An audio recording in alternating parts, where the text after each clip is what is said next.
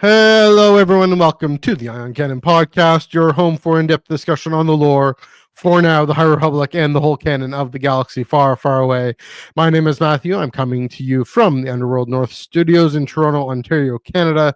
As always, I'm joined from across the continent by your friend and mine, Mr. Joel Davis. Joel, how are you doing this week?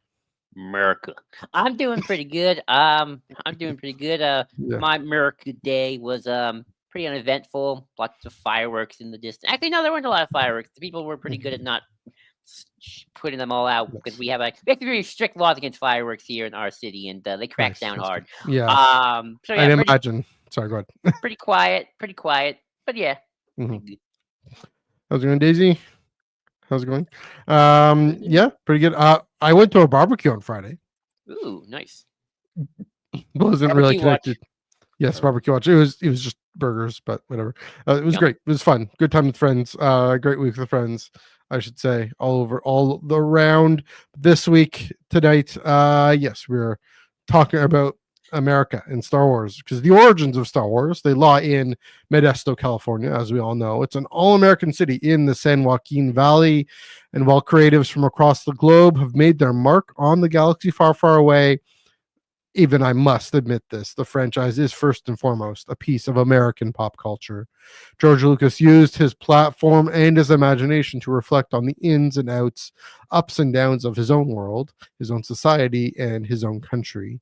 And so many others have followed, putting the good, bad, liberating, and let's say concerning aspects of American history, politics, and social life on display up to the present time. So this week, yes, a few days after the United States celebrated its 249th birthday, we explore the many American dimensions of Star Wars. We'll get into that in just a bit.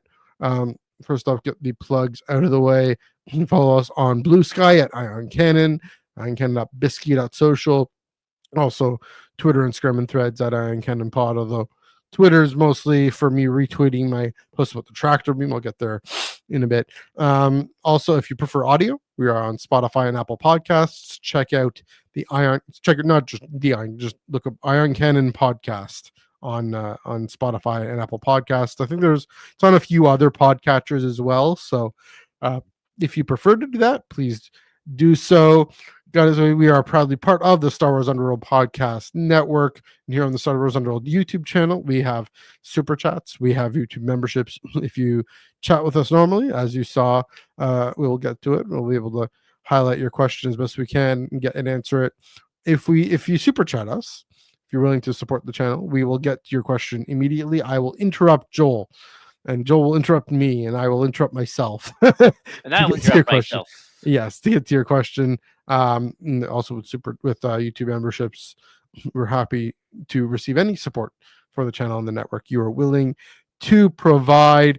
Also, the Star Wars Underworld Discord server down in the link below. You can find a Minty Fresh down in the description below. I should say you can find a Minty Fresh link to the Discord server. We're chatting Star Wars. We're chatting High Republic finale. We're going to be chatting Superman and Fantastic Four and all that fun stuff going on. I did see Superman. Maybe that. Yeah. Anyway, getting ahead of myself here. You saw Superman already? No, not Superman. Jurassic World. Okay. Yeah. Anyway, I'll get to that. Also get to that in a bit. Calling audible there. Yeah. So check the link in the description below. Joel, I know you canceled last week's Discord event, but what do you have maybe coming down the pipe? Well, we might actually try for a movie night this Friday. If Ben's Netflix works, we'll have to check with Ben when I get back to him. But we're hoping to watch the latest Netflix animated movie, K-pop Demon Hunter. It's about a K-pop Korean group who hunt demons. It's actually supposed to be really, really good. It's animation, so be on the lookout for that. Interesting. I almost am I doing? Oh, yeah, I'm doing something. Maybe if I'm free later, I'll check that out. I'll be very curious. That sounds intriguing. I will say that sounds intriguing. Last but not least, I mentioned the Tractor Beam Comics reviews. Every Wednesday, Chris Abbott and I review the Star Wars comic book that came out. In this case, we're kind of mixing things around. Book coming out this week, this Wednesday, is Legacy Vader number 6.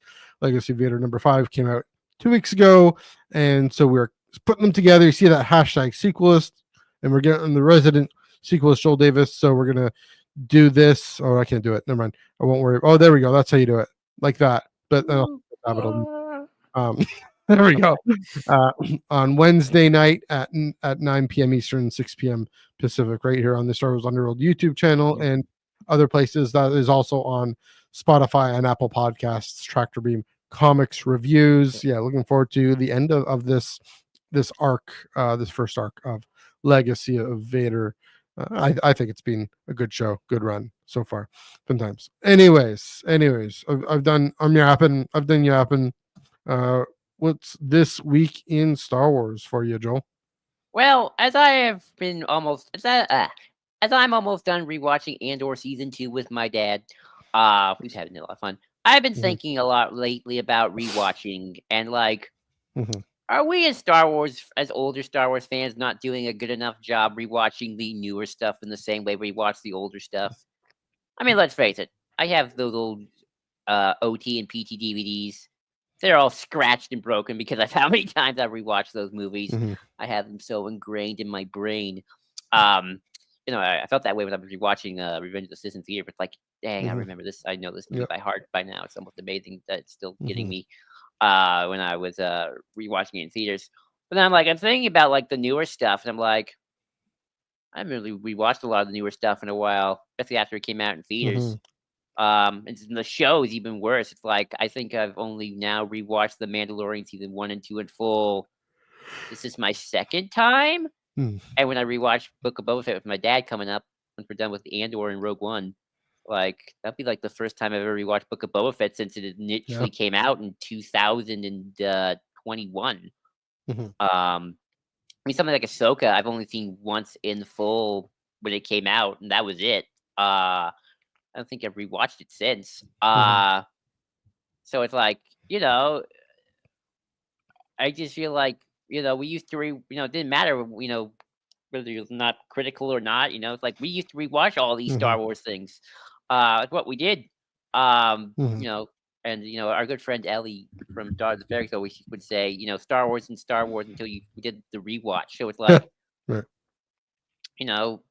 I haven't rewatched I haven't rewatched a lot of the newer stuff in a while. It's kind of like not, and I don't have a TV anymore. It's like don't even rewatch it on TV when it's on TV. So I have not been a good Star Wars fan in that way. I feel like, and I feel guilty about that. Like, what about you, Matthew? What have you what of the newer stuff, and that counts? So that's Force Awakens. We'll include Rebels. Rebels to now. Have you gone back and rewatched as of late? Like do you, so I'm gonna channel great Instagram follow, random Instagram follow, Subway Takes at Subway Takes. He usually on the New York subway, he has this little card, this mic attached to a card, and he's interviewing random folks, usually comedians or whatever, and someone gives a take, and then the guy says 100% agree is my take, is my response to that. I am similarly terrible at rewatching stuff. My brother's rewatched stuff more recently than I have. I was just thinking, I might want to do a rewatch of How I Met Your Mother or New Girl, but I've only watched Clone Wars 3 times all the way through. I think, like in my the last time I did a full rewatch of Clone Wars was before the finale came out.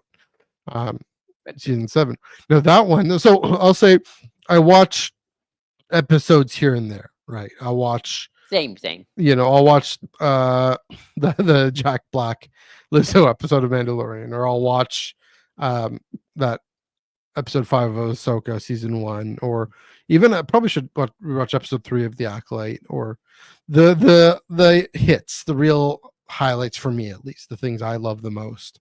The Siege of Mandalore arc, those things, which I mean that counts as newer, right?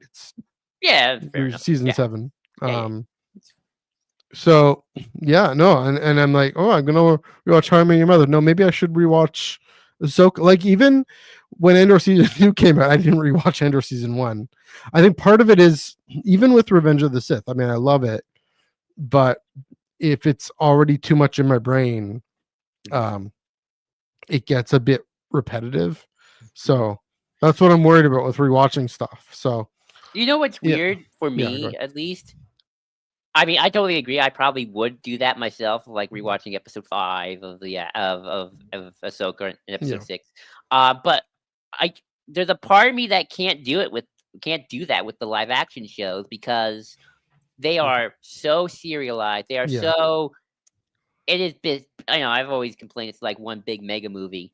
In some ways it is. I mean, hmm, Mandalorian's a little different. That's more episodic. I feel a little yeah, more comfortable doing that. But like with Ahsoka, it's like, well, that's just part 5, and there's all the context around it.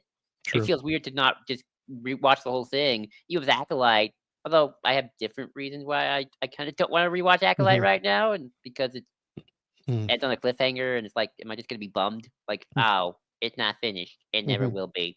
I'm sad now. Yeah, that's true. Uh, or like Kenobi. Like Kenobi's like the biggest one. I love Kenobi, but Yeah, like it just feels weird. Like I'm gonna rewatch episode 5 of Kenobi. It's like no, it's just a movie cut out into parts. You kind it's of need to true. start from the start and go to the end. Um, you know, Book of Boba Fett. Maybe I could Hmm. just rewatch the Mando episode and in Yeah, it, which is its right. whole other problem. Or Skeleton Crew. Skeleton Crew. Like Hmm. I don't know. It feels weird to Yeah, just rewatch an episode of Skeleton Crew. You gotta watch the whole thing, and that's more commitment than yeah, maybe going like the Clone Wars, which is like okay, 3 episodes of a 20-minute arc.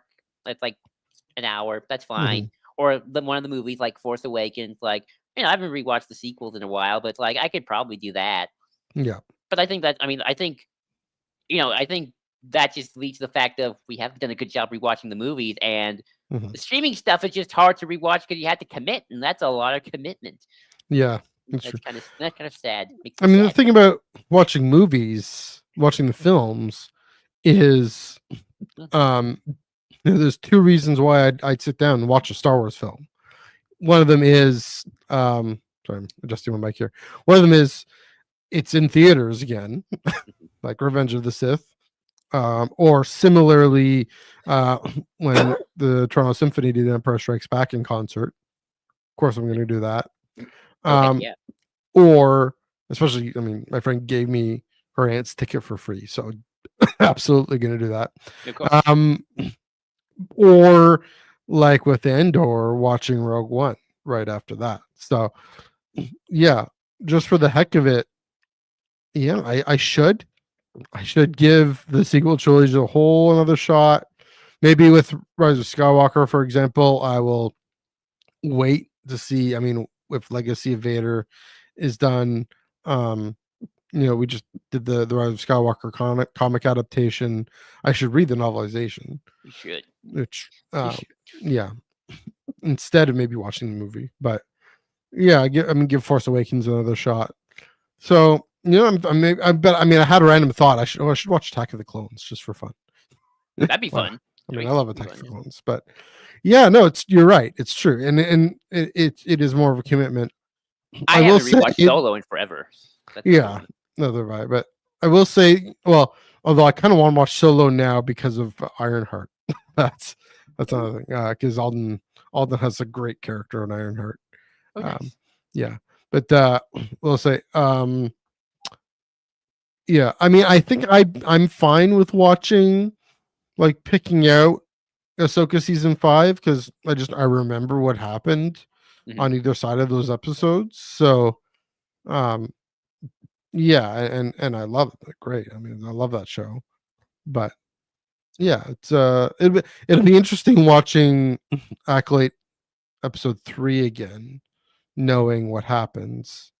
Maybe because I don't think I'll be fully transported back to the moment of the chaos, the ensuing chaos online, which that's my favorite fandom chaos moment was that. But that chaos is over. So um yeah, no, it's a good point. We don't.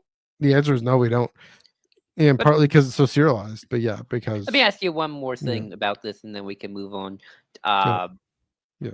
do you ever find that because you have these long gaps of not rewatching it, that you have more dramatic, different opinions about each project, be it movie or show, Hmm, compared to like the last time?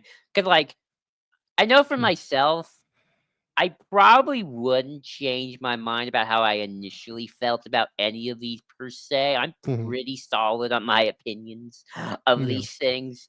Um, but I am kind of curious to go. Like I remember Yeah. Dominic and I talked about this, but like I am kind of curious to go back to Mandalorian season 3 and Book of Boba Fett season 1 in Yeah. full and see, like, have I just been building up in my head, I don't like these? Or maybe Mhm. it's like, okay, now I'm gonna rewatch them. I kind of know what I'm getting into. Maybe Yeah.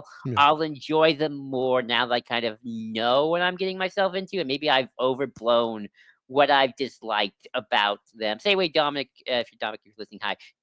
We were talking about how like I think he's maybe sleeping, but maybe okay. he's overblown some of the final 2 episodes of Ahsoka, even though I kind of agree they're kind of the weakest ones, but, maybe he's overblown Mhm. those last 2 episodes, and if he gave a rewatch, he'd be like, "Oh, maybe I just built this all in my head." I'd be Yeah. curious if, like, do you have those dramatic reappraisals of older projects, of newer projects because you haven't Yeah. rewatched them as much? Well, it's interesting you mentioned Mandalorian season 3 because I didn't mind that season. I mean, I picked out the Jack Black Lizzo episode, which is Mando season 3. Um, I might find, oh, this is a mess, or this is silly. I don't know. Now that getting the range of things, maybe. I mean, it's a good question. I might, and I might probably Force Awakens. I might be like, okay, I get what's going on here. This is fun. This is exciting. Um, it's a good setup to the Last Jedi. But yeah, yeah, maybe we'll see. I should watch Force Awakens now. Is what we're saying here. That's my homework. And maybe Rise of Skywalker too, because you've been with Yeah, me, so you can think of all the things I yeah. always say when I And I talk. remember, when Omar was on here, and he went through it all really Yeah. well too. So yeah, um, I mean, I don't think I want to watch Rise of Skywalker only because I am going to read the novelization in 2025. That's Yeah! my YouTube promise And is then we're to gonna read the. review it, and then Okay, we gotta sounds review good. it. We got Yeah, time. sounds good.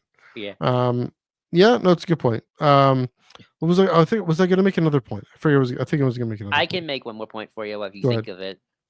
If you think I'm bad Yeah. with the movies, No, here's I'm here's terrible the with the point. books. I'm terrible Yeah. with Oh, I never reread books. I've only reread one. The only book I've reread is Master and Apprentice, and I I'm loved it even more oh, the nice. second time. I already loved it, and I loved it even more the second time. I've So tried to do some rereads with like Aftermath, and I'm rereading yeah, Catalyst, so yeah, I've done some rereads. Okay, go ahead. yeah. That there's so much new stuff coming out. Mhm. Who has time to rewatch stuff, right? That's true. Um, Also, especially because I mean, this is the thing I want to say. Once High Republic is over, I'm already thinking, oh, I get to read all this other stuff now. Yeah. you know, great. So yeah, good thought. Good thought. Okay. Um, on that point, I'm almost done Trials of the Jedi. So I have 3. I have 2 listed there. I'm almost done Trials of the Jedi. I am about 60 pages left to go. I just need to read part 4, and then I'm done. I'm done Trials of the Jedi, and then of course HRA 1920, and then the finale. And that's it. Now I'm getting. Oh my goodness, High Republic is almost over, you guys. It's just Yeah. about over. It's July 2025. It's pretty much over. And it's funny. So Trials, we know it is the epic conclusion, Mhm. but just like Charles told us, it's coming down to these, what, 4 or 5 characters. Mhm. Um, I mean, don't give away the end. Like, well, 9 characters, but he's 8, 6 or 7. Um, that we've tracked with since Light of the Jedi, since day one, since Mhm. the I mean, we even got the Adrins in there, on Ariado at least, since from who were on Starlight Beacon. Charles first introduced them to us in the um, that Starlight Beacon Insider short story. That was the first bit of High Republic content we ever got, not counting the previews to Light of the Jedi, those 8 chapters of the Great Disaster that he put out for free. But yeah, it's such an exciting, it's such a fun read, Mhm. an intriguing read, and Mhm. um, again, it doesn't feel like it's hard to say this. Like I kind of expected some grand sweeping conclusion, but this is more appropriate, right? It seems more appropriate. This is um okay. I mean, we know the stakes are galaxy wide in this one. The blight could take everything out, Mm-hmm. but we know it doesn't. Told them maybe that's part of it. We know ultimately it doesn't, right? Mm-hmm. But how? And this is, of course, what is the question here is how do the Jedi end up stopping the blight? And what I loved and what I was noticing, and this we will talk about this next week Mm-hmm. preview.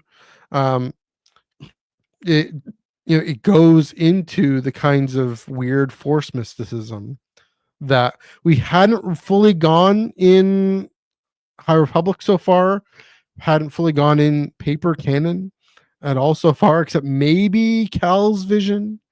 There's some Maybe Vader stuff. I yeah, mean, maybe Charles Soule's Vader comic and Kieran Gillen's Vader comic a little bit, but that's only within Vader's own psyche. But the that's only true. place we've gone to, Dom was mentioning this, the only place that stuff has gone is Mortis and World Between Worlds and Filoni stuff that has direct influence from George. And so yeah, and then Clone Wars Rebels Ahsoka, and the Lothal weird Lothal stuff too. And that's World Between Worlds. But yeah, it's going to that level, and I didn't expect it to. That was a surprise. And Mm-hmm. you know, Charles is doing two things in this book that are incredibly difficult. Surprising. Well, he's doing three things that are surprising. Well, three things that he's doing two things that are surprising, going there, but also making it a very quiet, character-driven story. And finishing this whole damn thing. Actually, the hardest thing that they were always going to do was finish the High Republic, because finishing any story is hard. Like Mm-hmm. I say this all the time. I wouldn't know the first thing of writing a novel, let alone finishing one or writing a comic book. We can tell when a story is finished poorly and when it's finished well. We just have that visceral sense of this flows logically, comes to a logical conclusion. And maybe I said this before, but you can get to experience it now. They've actually done it. They've actually what a feat, what an impressive.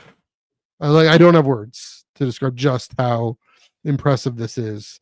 What 40, 50 something books, comics, whatever. All these stories, all these characters coming down to this point, and such discipline and flexibility to stick to the trajectory and adjust the trajectory and all that. And just even in the little moments of prose writing to actually bring it home. And so Yeah, I super would. impressive. So good. Yeah, I would say. I mean, I've been looking at people talking about this book, and a lot of Yeah. the older Star Wars book fans go, "There hasn't been such a feat like this since Unifying Force, written by James Luceno, which ended the New Jedi Order Right. 18 book series." Right. That's the books with the Yuzong long in them. Yeah. Which is, I mean, that was, I mean, I never read that book, but apparently everyone who talked about it's like, oh no, that was a great finale to that whole 18 arc saga. And like it's.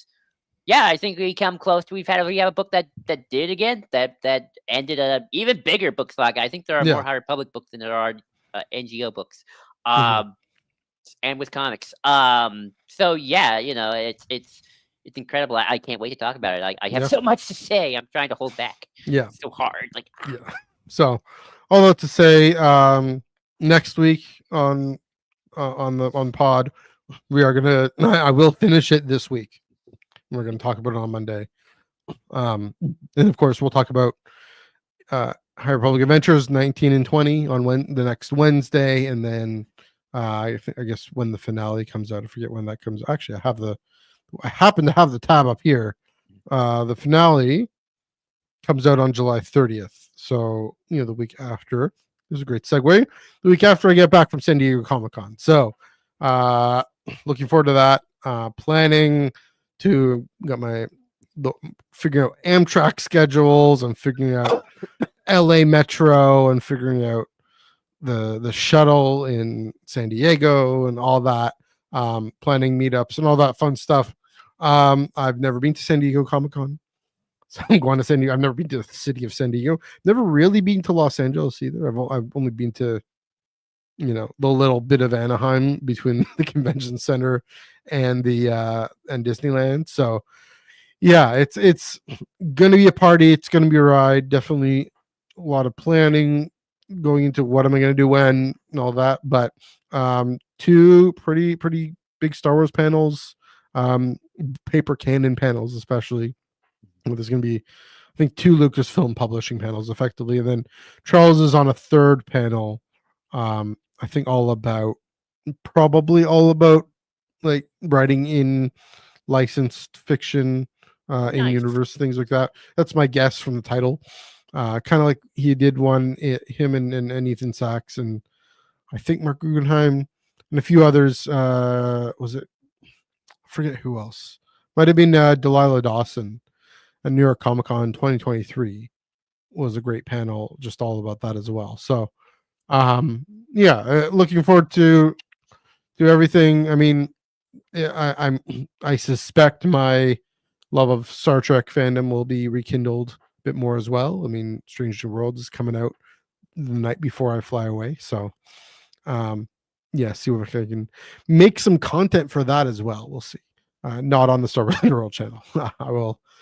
I know what the appropriate channels to go through for that, but yeah, it's gonna be fun. I have no idea what kind of announcements will happen. I hope Charles can talk about Trials of the Jedi and about Legacy of Vader, but get a sense of how long Legacy of Vader is going to be. That's a question that's on the table. Probably a question we're going to talk about on Wednesday, because different things about the trade paperback or the collected editions and all that. So yeah, it's going to be fun. Going to be exciting. I'm not going to do any overnight Hall H lines. That seems overrated. But hopefully again, just walk into Hall H for the Star Trek panel. That'll be fun. So Mosh Isley. Gonna go to Mosh Isley. It's gonna be a party, literally a party. Gotta check out some other parties and see what I do. And then I'm gonna watch Fantastic Four at Mission Valley AMC. Nice. It's gonna be a fun time. So if you're at San Diego Comic Con and you see me, I don't know if anyone's watching who's going to go there or listening, whatever, say hi. Don't bite. I will have like the Star Wars Underworld thing on me, Yay. badge. So I should maybe I should like get a t-shirt. I don't know. So yeah, definitely. Yeah. Say hi. Let me know if you see me at Disney on the 20th. Lucky. I'll be there. So yeah, save my shekels, spending all my shekels, all my Republic credits, all my Canadian dollars, which translate problematically into American dollars exorbitantly. The exchange rate. I need that economy to go. I need things to go back on par. There we go. Anyway, looking forward to that. One last thing. Actually, Joel, if you have any thoughts about San Diego. No, not really. I mean, I guess I think DC's gonna be there, and maybe that'll be post Superman. So if Superman does well, I'm curious to see the hype. James Gunn's just gonna come and run like a hero because he did it. I hope. Excited. But I mean, like Star Wars at San Diego Comic Con. I mean, they don't usually do too much, but no, I don't expect anything big. I mean, I've talked about this before. I don't expect the Mando trailer until December. Right. They can put it in front of Avatar. Yeah, that makes sense. That makes sense. So that's right. Avatar's coming out in December. How did I forget that? And I'm going to contribute to it. Probably getting another billion. I know that for much. Yeah, sure. Oh yeah, we gotta. Well, you don't gotta, but we wanna. Last thing I'll say, as I mentioned, I saw Jurassic World, not Jurassic Park, Jurassic World, and not Superman, not Fantastic Four, Jurassic World. I will be seeing Superman. I will be seeing Fantastic Four, as mentioned. But and directed by Gareth Edwards, and yet another reminder. I saw Rogue One month and a half ago, whenever it was. that Andor finished up, and again another reminder that he's the best in the business when it comes to blocking out and filming action scenes and making them so natural. I won't say easy to follow, natural to follow, and entertaining and engaging to follow. A lot of action scenes you can get lost in. They can just have these jump cuts where, oh, you happen to be there, or you happen to be there. No, there's the scale of someone's on the platform and the giant hunk. This is a bit of a spoiler, but there's a spoiler alert in Jurassic World. There's a giant honking dinosaur. Just who knew? Yeah, the dinosaur coming down and getting that sense of scale, just like with Tarkin looking at the Death Star dish coming in, or the Battle of Scarif. Battle of Scarif's got to be, the best filmed battle in Star Wars. I don't. Yeah, there've been other good battles, but Battle of Scarif is takes the cake for that. Oh yeah, action set pieces, and yeah, so what he brought to Jurassic World was also tremendous in that sense. Yes, I'm shocked. I know. Oh yeah, Daisy, I forgot to get to this one. Please, but it's called Attack of the Clones. I'm just kidding. There we go. It's Anakin's Force Ghost sitting down with Luke and Leia at some point in their lives, like during the Mandoverse. I guess they're a little too old for that, but yeah. And recounting the story of Attack of the Clones, but or Phantom Menace, I guess it is, but that'd be hilarious. Yeah, there we go. But yeah, Gareth Edwards. The story of Jurassic World, it's not terribly deep, but that's not what we're there for. We're there for the ginormous dinosaurs with the action sequences, and you just swap a dinosaur with an AT-AT and or whether that little transport thingy is, and then you're back on Scarif effectively. So great job by Gareth Edwards. All right, I think that's it. The summer blockbusters. Looking forward to more. There we go. I think we're ready for our main topic.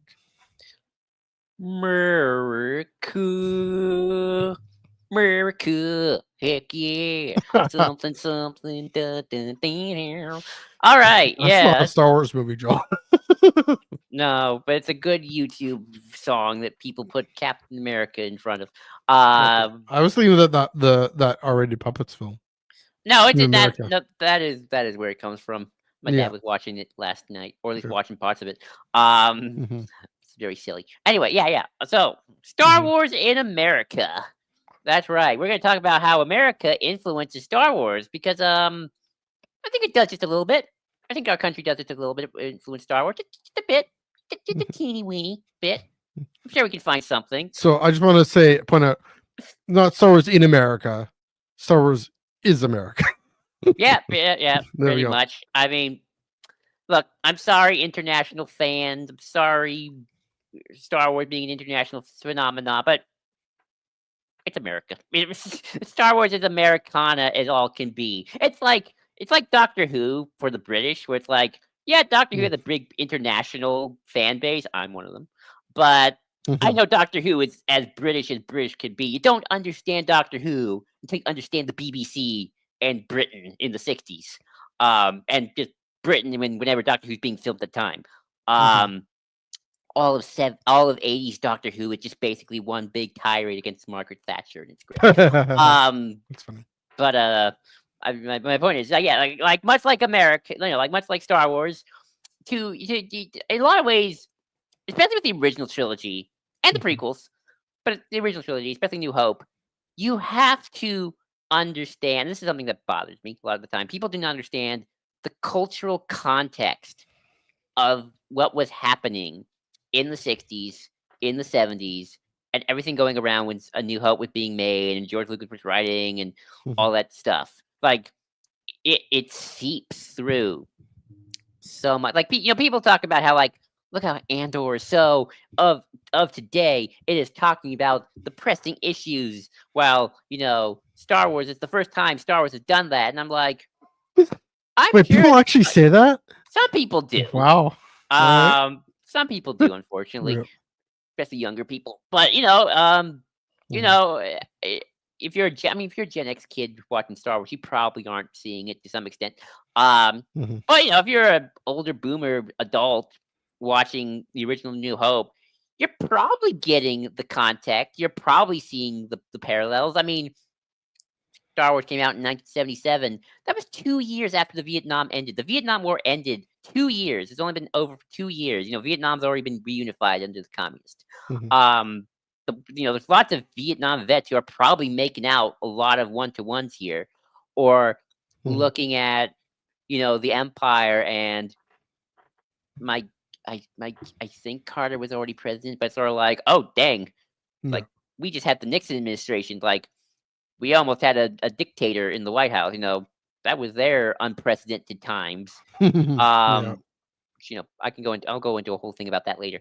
Um, Mhm. stormtroopers. They were the Mr. Evil German mustache man's bodyguards, and they actually existed 77, like only 30 years ago, right? The Mhm. World War II generation still very much alive and kicking. They're older now, but they're still there. They're kind of at least in their prime still. Or at least maybe some of them are entering retirement. Um, so a lot of people remember what a stormtrooper was, what the real life context of a stormtrooper was. Some of the stormtrooper commanders were dying out for sure. Mhm. Who fled to Spain or Argentina. Um, so it's something that I think a lot of things get lost, Mhm. especially among our generation, quite frankly, when we're talking about Star Wars, and we're missing a lot of the context around, especially that original movie, um, Mhm. and kind of where it all comes from. Uh, and I think that's a shame. I really do. I think, I've always said, to understand the original Star Wars, 60s America, Mhm. cars, and Nixon, and Vietnam. That's how you understand Star Wars. Yeah. Um, so yeah, and one more thing before, and I'll give it to you. Yeah. Um, you know how people always get all mad about, like, oh, that Star Wars is just ripping off this movie, or that like, oh, J.J. Abrams just taken from this Mm. movie or that Yeah. movie, or this is just a rip off of this trendy movie at the time. Mhm.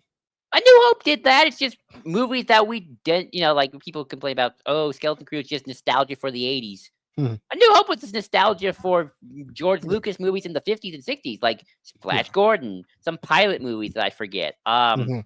Daisy, if you're in the comments, what was that pilot movie we watched? That George may have took some of the stuff for the Death Star trench run, because there's a movie Mhm. in the '60s that George just basically ripped off, completely ripped off for this tower stuff. Yeah. I Um, remember you guys watched it for that reason, right? yeah, Mhm. so again, I mean, Mhm. some of these were British films, but Yeah. these were the movies that George grew up with. So again, Mhm.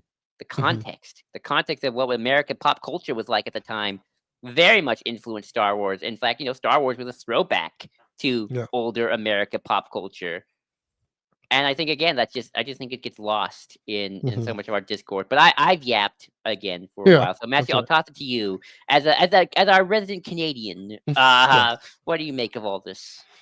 I mean, you mentioned Viet Cong, American overreach, and but that's especially the case. I mean, the original plot for the Star Wars, which found its way into Return of the Jedi. I mean, oddly enough, that's Seven Samurai, right? That's Kurosawa.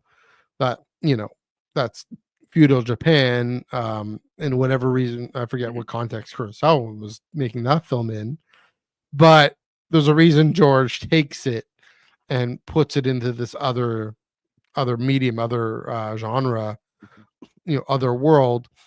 Yeah, I mean, it's definitely, we're going to get into the international or the imperialism of America, but also, I mean, talk about cars, talk about uh, The you know, X-wing is just basically a car for George well, the Lucas. Falcon, That too. especially, Oh right? yeah, yeah.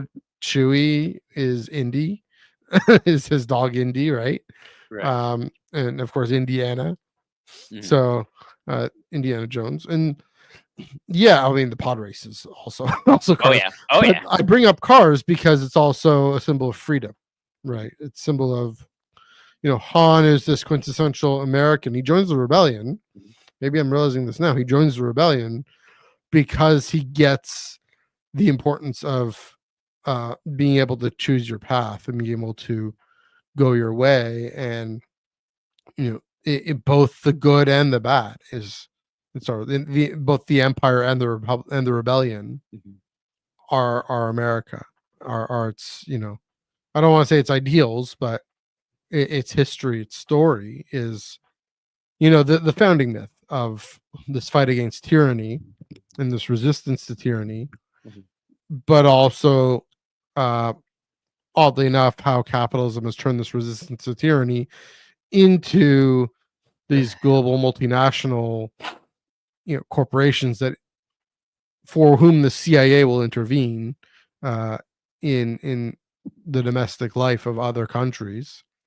And We get so that a yeah, lot. and so it's maybe this was it. Star Wars puts on display this fundamental American paradox between uh, liberty and authority, right? Between liberty and national collective. And I was just thinking about this in another context, but that's the thing is that paradox, and that paradox runs all over the political spectrum, right? It's not fair to say the left is about liberty and then the right is about control, or that the left is about uh, community and the right is about selfishness. And that's kind of all how us on the left will put it. That's not fair to say, right? It's there are in the intellectual tradition at least there's strong impulses, strong collectivist impulses and strong individualist impulses on both, and Oh, that's it's. I mean, left and yeah right today is like just butchered by anyone who wants to be like a deep into like like us yeah in a lot of yeah ways. Thank you, there's social that, media. yeah, but also to say that again Star Wars, especially the original trilogy, and it caught fire. Mhm. It hit the nerve of uh wanting to to express, I mean, the thirst for freedom and organic community Mhm. that is kind of in the liberal tradition of George Lucas being the moderate liberal, right? And by liberal I mean capital L liberal, as He's from San opposed to Diego or you San know Francisco, so yeah, as opposed to conservatives, as opposed to progressives. And maybe that's interesting. Just thinking about the contrast between Andor and A New Hope, right? Andor, the original trilogy, and even the prequels. The prequels are very skeptical, of course, of corporate collectivism, right? They definitely go after that and the military industrial complex, and uh, again the power of corporations to dictate politics as the way that not every democracy is given away, but is it a threat to American democracy, right? Um, but where was I going with this? Yeah, that uh, George Lucas is a liberal.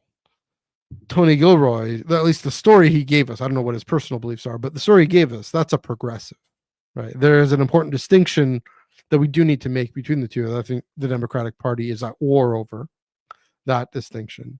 Um, it's where certainly a little. you know, I think. you know, I mean, I think what's interesting about the original Star Wars, mhm, and maybe even all six to some extent, but especially the original, is mhm, how you. I mean, maybe this is just.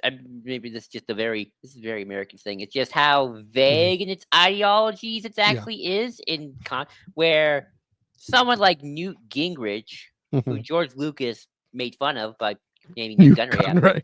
What Newt actually Gunray is named after Newt Gingrich? What? I know. Someone like Newt Gingrich Yeah. actually Halle likes the Bertoni. original Star Wars. Yeah. He was acting like a documentary about the history of Star Wars for like 5 minutes, That's and funny. called Star Wars: A History Revealed. Great documentary, by the way. You should watch Hmm. it. And to him, he sees the Rebel Alliance versus Empire Yeah. as America and the West versus the Soviet Union. Yeah. Now I don't see it that way at all, quite Mhm. frankly. And I know George Lucas at least a little bit to think that he doesn't view it that way because he likes the Soviet Union. George at least has said nice things about Soviet art, True. Yeah. and film Mhm. industry. Um, and George is, I think, Mm. a way more skeptical capitalist in some regard. Yeah. Um, the irony being, George is also a very good capitalist because he ran a business and became a billionaire. Fantastic. Yeah. So there's the paradox of George Lucas right Yeah. there.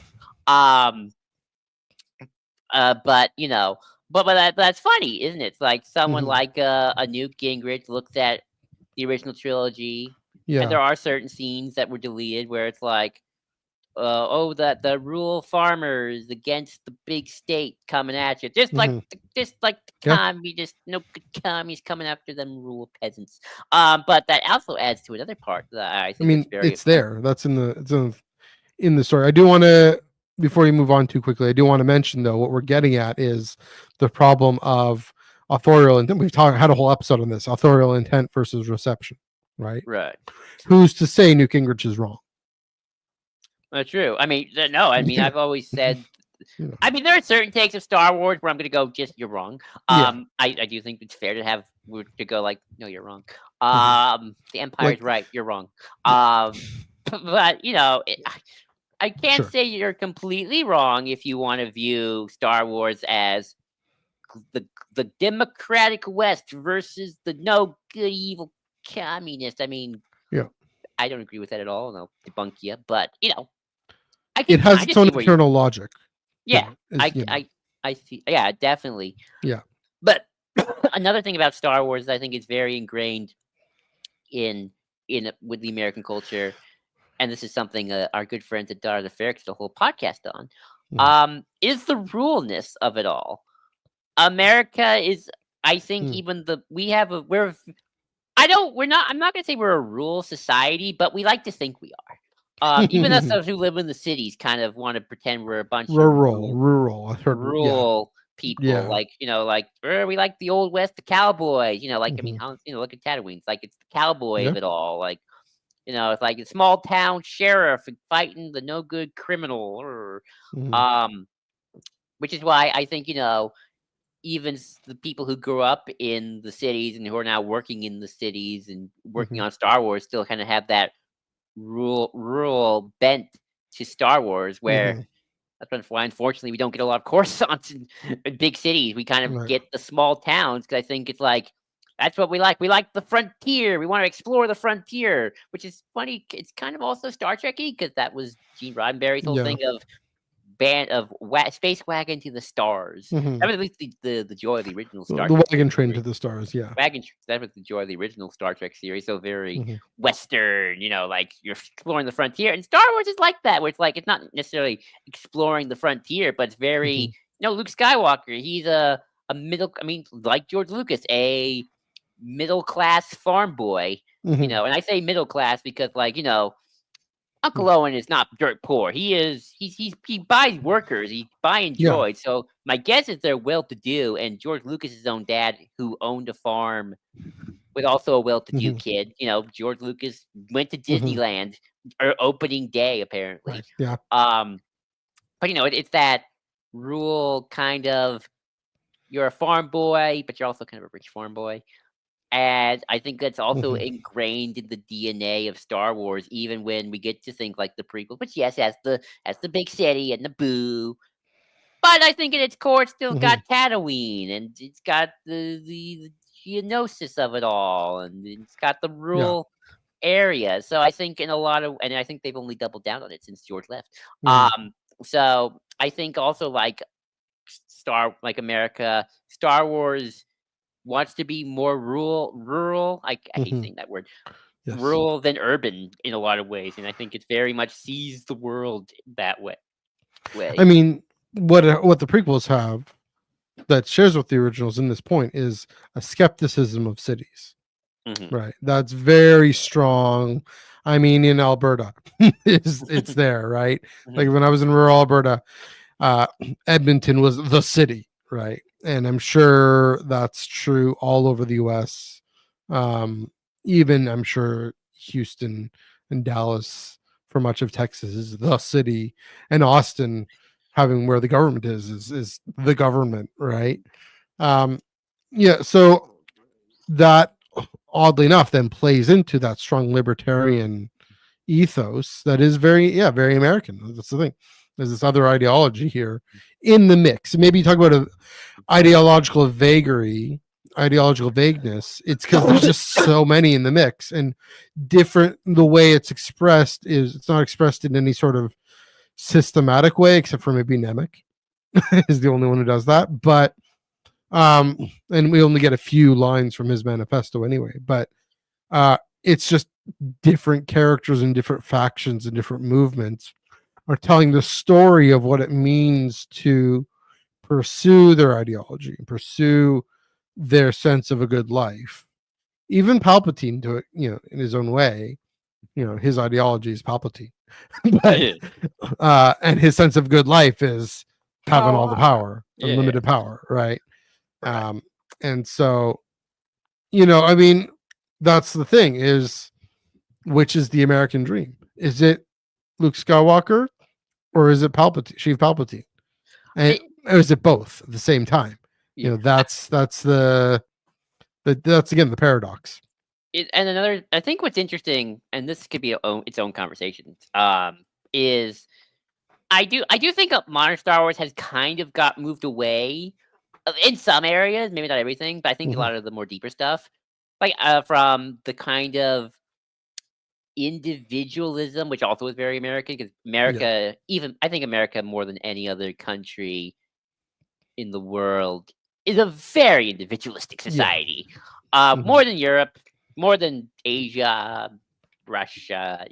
I mean Yeah. Africa. Um, we are very much an individualistic society. Like the American dream, you can get up from your bootstraps, work hard, and become a billionaire. Mhm. You can be the next Elon Musk. I do think though, Great. Sorry. or Should I go to yeah, space? I know, right? But I do think that Mhm. because of just how things have worked out, I think even that's moving. I think Star Wars is kind of moving away from that compared to but, Mhm. it's like again, it's like A New Hope.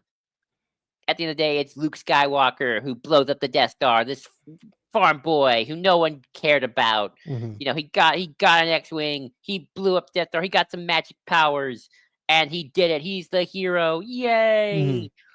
Compared to say something like Andor, which kind of the big point of Andor is you know, the people like Luthen and Saw who kind of want to be the big individualistic big bads.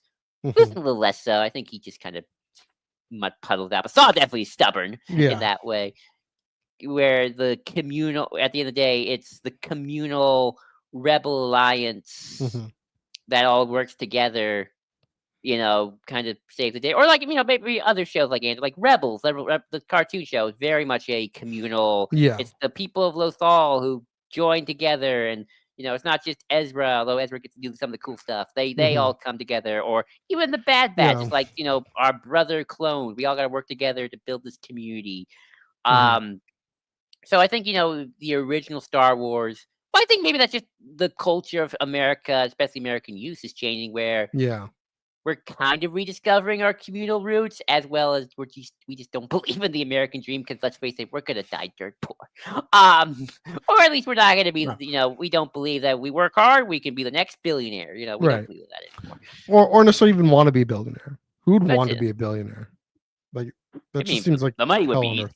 I wish I had some of that money. That'd But be nice. but or well, what we believe is there's no ethical billionaires unless your name is Taylor Allison Swift.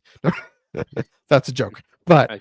I mean, it's an interesting question because the libertarian argument. Like I describe myself as a bad social democrat because I do believe that governments um should have a stronger hand in regulating corporations in taxation for the sake of redistribution, uh, in implementing programs. I do think federalism, and we'll get to that in a bit, is necessary for that to ensure subsidiarity, ensure local needs are met, and local communities are sensitive to that. Mhm. But that I mean, that caveat about federalism, I mean, it goes further to say, wary of the potential for governments, just like corporations, to uh, to erode natural organic relationships, relational communities. And so, I mean, that gets to something that, I mean, all societies at their height, but I think another important American uh, innovation, at least, I don't know if it's an innovation, but something that we have lost, that I think we have a sense that we've lost, is the third spaces and the intermediary organizations, right? Oh, civil society dead Civil in this country, and or so or and dying. one of the reasons for it, again, is I mean, is atomization in cities, and Mhm. especially in suburbs. And Oh, it's bad. it's interesting. I moved. So, I mean, this is something we're getting at, something that Canada is identical to the US and like shares completely with. There are some aspects of Canada that are just American society.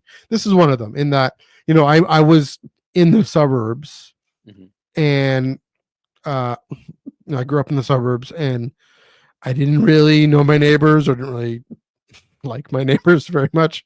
Um, we had the house with the lawn, the long driveway, and all that. And I moved down to a neighborhood, a much older neighborhood in Toronto, and has such a rich communal atmosphere. I mean, Canada Day, we were all down on the beach for the fireworks, and my church has a lot very strong. I mean, this is again maybe another American thing, where uh, No, this is church very true. communities It's true. have very strong. Well, the church community I found is and I'm involved in, um, very much we come together, and we connect with our community and our neighborhood. And I mean, that's the thing, is the opportunities, and this is what you're getting at, and maybe what Star Wars Now is speaking to, is the longing of younger people in cities Mhm. for civil society, for community organizations, for churches, for synagogues, mosques, religious organizations, religious communities, I should say, um, and that help give them meaning to their lives. Online digital communities like the Star Wars Discord server, among others, um, these different, this is, I mean, a real world thing. But you see, I mean, that's the thing with the sequel trilogy, right? Is the it's the First Order wants to bring this monolithic order, and here are these plucky young folks who come together. And I think of that big hug that Finn, Poe, and Ray have at the end of Rise of Skywalker. That's a good moment. That's an emblematic moment. There I am, giving love to Rise of Skywalker, an emblematic moment of, oh, we did it because we came together. Mhm. Just like we were saying with Andor, right? Cassian, the individualism, if you will, the lone wolfism of and this may be kind of reiterating your point At here, least but Luthen. the wolfism of Luthen has to give way to the wider community that's on Yavin. And that's, I mean, that's where Mon Mothma comes in, right? She doesn't impose a bureaucratic structure so much as she brings organizational leadership. um and what I found so interesting and so important is Vel in that, and able to, the Mon comes to her in the middle of the night, and of course Vel is going to call her Mon. She's not going to call her cousin, you know Mhm. Senator Mothma or whatever, and is going to speak frankly to her cousin. And that, that speaks to the relational nature of it. Of course, ultimately, I mean, it can't. The New Republic can't depend on those things, but it's also tasked with this bureaucratic imperialism lurking at the door. Because I mean, we see it in even the architecture, right? How Coruscant. You talk about interesting with the Soviet parallel here. Coruscant in Andor and in the Mandoverse is a lot more brutalist in its architecture than it was in the prequel trilogy. In the prequels, it's all Art Deco, right? I thought the Mandoverse looked nicer because it's New Republic time. Yeah, but they still brought in a bit more of the brutalism. Of course, Andor went hard on the brutalism intentionally because it's Imperial Coruscant then. Probably But taken from more Nazi Germany than the Soviet yeah, Union. that's probably true. Yeah, that's probably right. But either way, the harsh collectivism of that. Hmm. Yeah. So I mean, that's another thing. How much Yeah. of that's a good. How much of this American psyche, this American, do I want to say it's individualism? Do I want to say it's skepticism of any kind of imposed monolithic collectivism? I mean, that's of course the American Revolution and that founding myth. Hmm. Uh, it's the Cold War and the Red Scare and all that. And I wonder how much of it is World War II, um, and Pearl Harbor, and waking up and saying, "Oh, wait a minute." I mean, that's almost to say, when democracy is being threatened by this mad dictator. Uh, you know, we gotta go intervene, but also, both to say, okay, our communal lives are being threatened, but also individual liberties are being threatened. Yeah, Um, you know, I'll I'll just bring yep. one more point in before we move into the in universe stuff because I Hmm. think this is another one of those context things. Hmm. So I would argue the period 1933 is kind of where it starts, and then up to 1966. Hmm. I would argue America would paradoxically very homogeneous but also, I mean, it more on just the white people Yeah. being that way because it's sort of like we were still very uber mobilized because we just did World War II, so we had to kind of all chipped in. Hmm. Um, we also had kind of the kind of that communal. Again, this is more white America, Black Yeah. America, and Hispanic America, definitely different section. But like we also had that very communal. We got to beat the communists, so everyone got to pitch in. Make sure you tell on your neighbors. Are they communists? Oh, they're looking weird. Report to the House of Un-American Activities. Be a good American. Yeah. Pledge of Allegiance. I mean, the 50s. That's where the Pledge of Allegiance and God and all that stuff was like really. Yeah. 50s America was very almost like statism in that way. Hmm. And then when the hippie movement came in, a lot of the Right. kids in a weird way were like, and this is where like the new left stuff comes in, which is weird and esoteric, and I'm not going to get into it, but this is where a lot of Right. like a very individualistic kind of, but that hippie peace and love thing came in, and some of that was just Hmm. because we were so sick of the whole, USA. Yep, we're gonna go to Vietnam to stop the commies. Like, no, we want peace and love, and I want to be able to smoke all the weed I want and do all sorts of terrible drugs. Um, I don't want, the mom pa, Hmm. world, that sort of thing. It was very rebellion against kind of that, Hmm. which is understandable because it was very repressive, but also kind of didn't go anywhere. And then that's why the 70s get very weird. And then the 80s, all those hippies just vote for Reagan and become capitalists.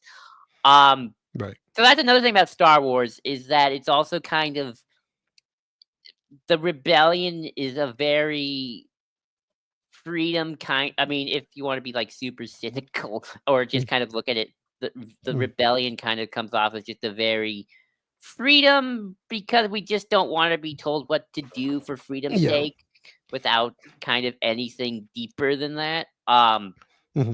Just why things, which I think a lot of later things kind of are adding more to it because we kind of have, Yeah. because in some ways we do have better understanding of that of those sorts of ideas now than maybe we did in the 60s and 70s.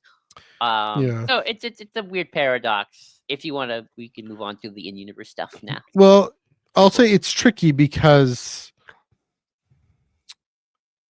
don't cancel me.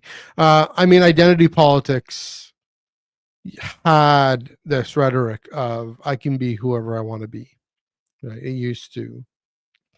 I think now it's moving towards communities of resilience against discrimination, right? Right. And it's moving towards celebrating and discovering who I am because of who I am, right?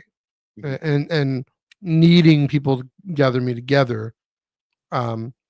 Maybe there was a dissatisfaction in I mean, I don't think I don't know. Some communities had this more than others. This I is mean, a I think, white America thing. I think also to yeah, keep in mind. yeah, like white feminists, you were very individualist. I think now they're, tend to be far more. I mean, women do. There's a reason women have historically done better at building friendships in our society.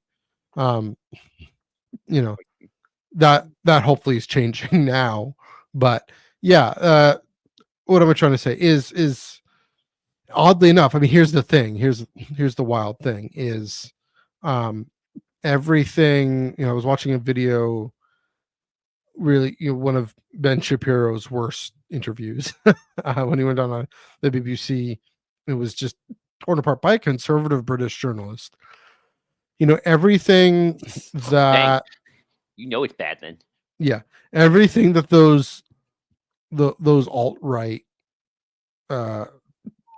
dude bros are critiquing this monolithic of the left and its identity politics, and that whole critique has now shifted over to them, right? They're the ones who are claiming the right to be whoever they want to be, and The right to be a douchebag. Yeah, basically, and to be man, and and that's and to make as much money as I want, right? That's I mean, I want to watch The Wolf on Wall Street. I haven't watched that movie yet. It's 3 hours, but I want to watch it. And how I mean, that's there it is, the paradox of capitalism again, right? Liberty. It's a form of liberty that can either stir some brilliant innovations and democratize the access to commercial goods and needs, or it can be a means of hoarding resources and wealth and therefore power. And to hoard power is to impose on the liberty of another. And so again, there's the American paradox. And maybe what we're seeing is with the breakdown of American society in this culture war, now at least this cycle of it, and I think this is where you're gonna get to something about how it's just the cycle, is this realization, like you said, of these paradoxes just don't hold. They're contradictions.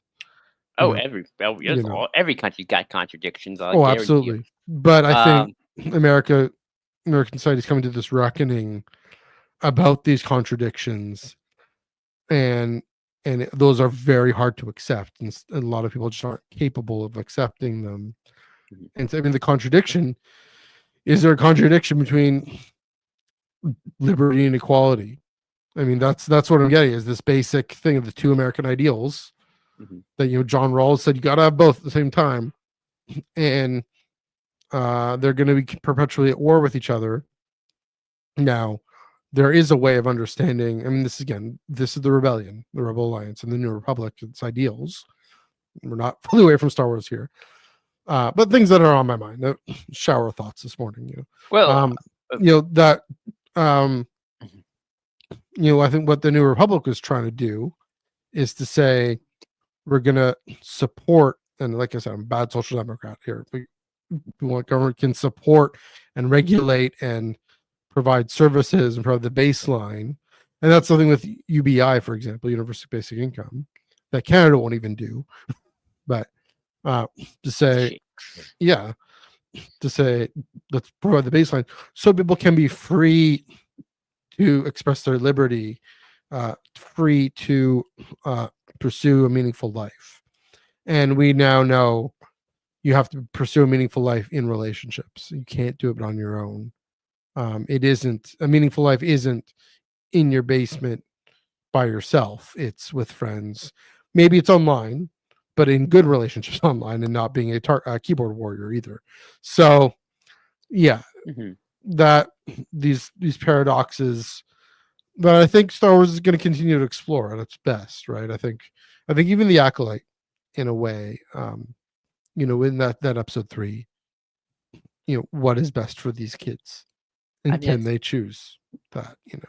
well, So I that, mean, to go into some in-universe stuff, I was going to start with the Rebellion, but you brought up the Acolyte, so let's go for it. yeah, I think the Jedi, in a lot of ways, are the ultimate are one of the big paradoxes of Star Wars, yeah, especially because, okay, you have this very powerful institution that is a religious warrior monk order hmm that, as far as George Lucas is concerned, was the paradox of all things good in the world, hmm and they are exactly what they are to be because I'm making a fairy tale political fantasy, and my fairy tale political fantasy, there are these cool knights do cool stuff, and they are the epitome of good, fighting against the evil um, hmm lightning man with the evil face. Ha ha ha. hmm But if you break down that paradox and you want to add realism and make Star Wars a galaxy that feels real and lived in, I don't know any big institutions that are also a religious paradox that also work for the government. Well, right, hey, I don't know any religious institutions that automatically work for the government. They either are the government, hmm like in the old days when the Pope ruled with Italy. Um, yeah, you got some theocracies in like Iran and Afghanistan. I mean, yeah, you know, they want to do what they want to do. hmm You know, or they definitely, we have countries that have official religions as in their constitution. hmm Most of the Middle East is a officially Islamic country. hmm With rights to minorities in their constitutions. But still, the Saudi Arabia Sunni Islam is the state religion. yeah, Um, so it's there's a paradox already of Jedi Order. hmm Ontologically, the force of good and justice and light and life in the world, like the High Republic. But the real world doesn't work like that, and that's kind of a scary yeah, thought to think about. hmm And how do you work with that? yeah, It's I think you can either just ignore the paradox, which I think George kind of does in his movies and stuff, hmm or you can address the paradox, which I think Acolyte does, which I think sometimes newer stuff tries to hmm do, which I think Living Force did a really good job of yeah, doing in the book. hmm Um, and I think that's a paradox. I don't know that there's not necessarily a one to one in America, well, because unless you count, no, I mean the evangelical church. I mean, there's no warrior yeah, monk institution in Star Wars, but they well, are a in religious or American, in America. But you yeah, know, they're they are both an arm of the government and a religious independent order. hmm That doesn't make any dang yeah, sense. There's a paradox. There's your first paradox right there. Um, yeah. I mean, well, I guess the thing that comes to mind is, yeah, I mean, there are parts of the American South that are either you're a Christian, you're an evangelical Christian, and there's some Catholics in there too, but basically, primarily, either you're Southern Baptist or you're something else. And yeah, there's somewhat of a respect, but when you're the majority, you're able to build society along those lines, right? There are still, I remember uh, a friend who's now, I don't know if he was going back to be an Episcopal priest in Oklahoma, oh, nice. and he was like, um, I don't know what he's up to now, but he's saying, yeah, I mean everyone's in church on Sunday in Oklahoma because it's Oklahoma, you know, uh, and and minorities have a harder time. And I mean that's the tension. I mean, I'll give two examples where they really did face this reality in some ways. Um, I mean, more directly. So facing the reality of, like you said, the world works so differently. I mean, the fact that yes, most of the majority of the world is Christian, but the majority of the world's a very different kind of Christian than the Southern Baptist Convention or American evangelicalism, right? In fact, the rest of the evangelical world is quite different from American evangelical. They're not, or they're Catholics, or the Catholics, yeah. But even evangelicals throughout the world are not automatically politically conservative at all.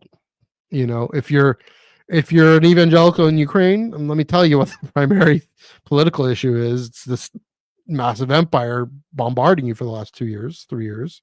Orthodoxy. Don't forget the Orthodox religion. Yeah, but I'm specifically saying the type of Christians in the U.S. that have the most sway, even their type of Christians in the rest of the world are not politically the type of Christians, because part of American evangelicalism is the fusion of such a strong American identity. So that's the parallel, right?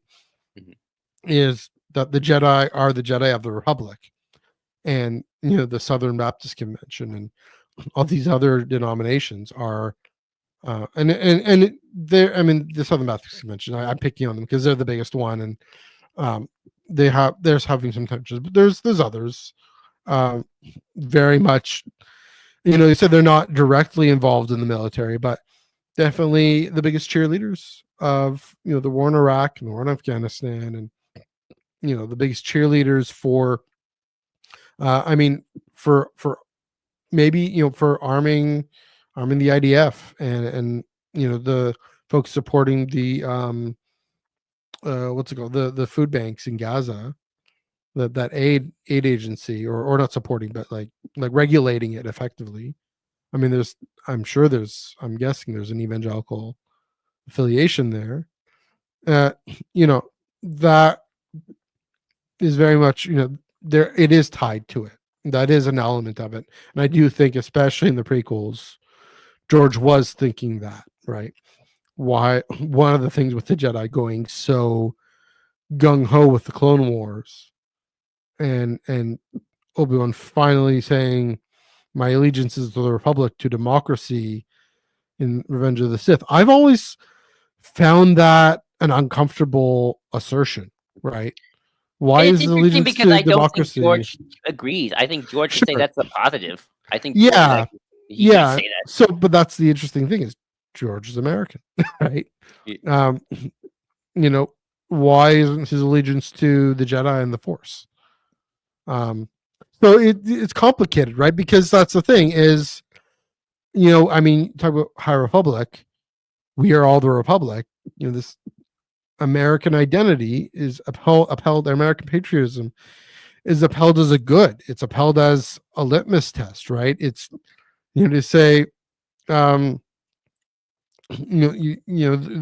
say, why are you criticizing our troops? Why are you criticizing our government? And then the response is, well, criticism is the most patriotic thing you can do. I love my country. They resort to that, which I understand, and it does make sense, right? You criticizing your country is an act of love for your country. That is true. Another place, interestingly, in a small way, where Star Wars has more recently engaged the reality of religious pluralism is what we're getting at here. And when the majority religion is just another fish in the big pond on Jeddah, at least before the Battle of Jeddah, in Phase 2 of the High Republic. That was one of the most fascinating aspects of the High Republic. It writ large for me was seeing Vildar Mak jump off the ship on Jeddah and say, "Oh, we're just one among many here. How do we do?" And his Padawan Maddie had to be all, or I don't know if he's Padawan, but the Padawan Maddie had to be all, well, this is what you do. you got to be respectful. There's some other light side users. There's also some dark side users. We still got to work with them. And that's the thing is Voldar was able to embrace that, whereas some others might not have been able to. And like you mentioned with the Living Force, it was a struggle to embrace that.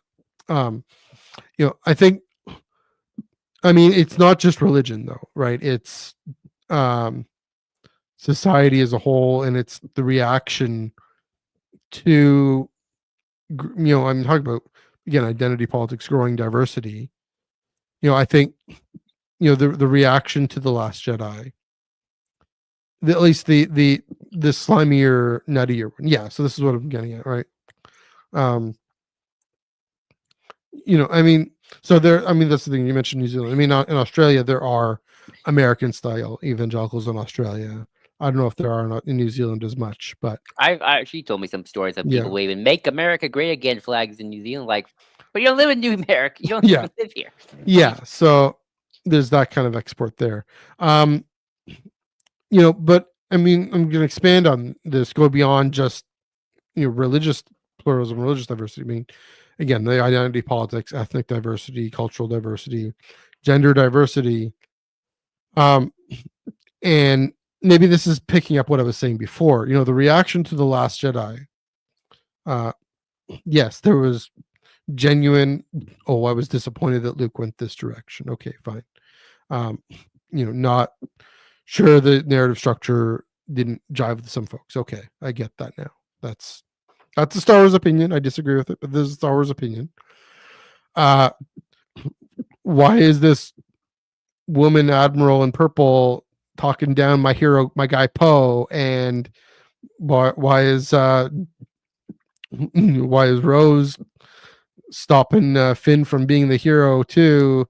That kind of thing of challenging notions of what heroism is and what leadership ought to be.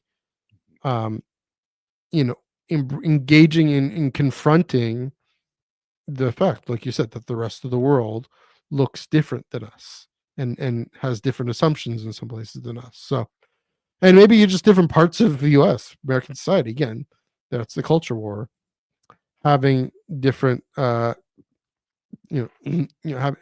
different perspectives. Again, I mean, this comes back to uh, minority identities leaning now into, not into I get to be whoever I want. It's I need my people and I need to find my people and in my family.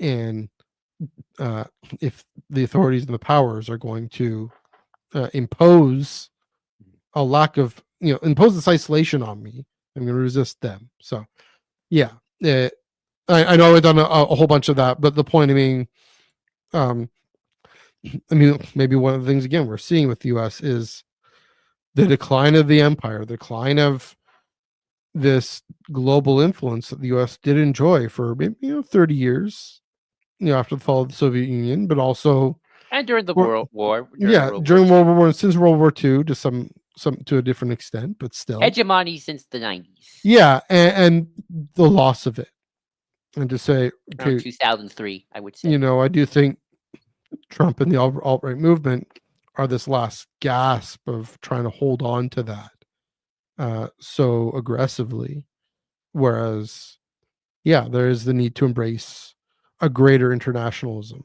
that, yeah, I think some of Star Wars goes into as well. Right. I want to kind of get into Mhm. the Americanization of the various factions of Star Mhm. Wars, which we kind of already got into a little bit, because I think you could have a very American take for all of Mhm. these Star Wars factions to some extent. Even if you don't. Including, sorry, including T's comment down there. We will get to it. Oh, So good. which faction? The rebellion Oh, well, I'm and the going to start empire. with the rebellion. Funny Yeah. enough. Mhm. Um, So hooray! I think that even if George himself, Lucas himself, was more inspired by, like, say, the Viet Cong than, or even some of the student protests of the '60s, um, Mhm. for the rebellion, especially on Luke. 'Cause, like, Luke's a Mhm. college student who wants to go to college, and then he Yeah. gets wrapped up in all these big political anti-protest groups. Mhm. That's very 60s. What George was probably dealing with when he was young. Mhm. A lot of EU stuff, especially in Legends. I think even today they do kind of have this like American independence kind of Mhm. thing, where there's like the Declaration of Rebellion, which is an actual document. You can read that Hmm. in one of the old RPG guides, which kind of goes into like, we want the freedom and liberty of the rights of sentient species. They don't talk about men, Mhm. obviously. Kind of that. We the Right. people, blah blah blah blah. They kind of go into that. The fact that the three main leaders, at least in Legends, are all senators. Um, Kind of that Continental Congress kind of Mhm. thing. I've always was surprised that they never made Akbar the chief of state of the new republic. Like you're doing Eisenhower thing with Akbar, where he's like Yeah. Oh. he's the supreme commander, and then he becomes president. Well, they. I mean, what about what's it called? Mom Mothma instead, right? I mean, yeah, but Akbar's like an actual military leader. Monmouth is a Right. civilian. I think Monmouth Yeah. is maybe more like the FDR kind of situation. Sure. Yeah. But that's beside the point. But no, Mhm. that's sort of that very Americanization Mhm. take on Mhm. the Rebel Alliance being the American revolutionaries against King George, Mhm. which some people do interpret, outside of Lucas's own interpretations or even modern interpretations Mhm. of course, of the rebellion. Mhm. Because that's one. You Mhm. want to say anything about that before I moved on to the next faction? I mean, yeah. I mean, again, it's what I've talked about with the founding myth, right? Hmm. And T here actually mentioned both.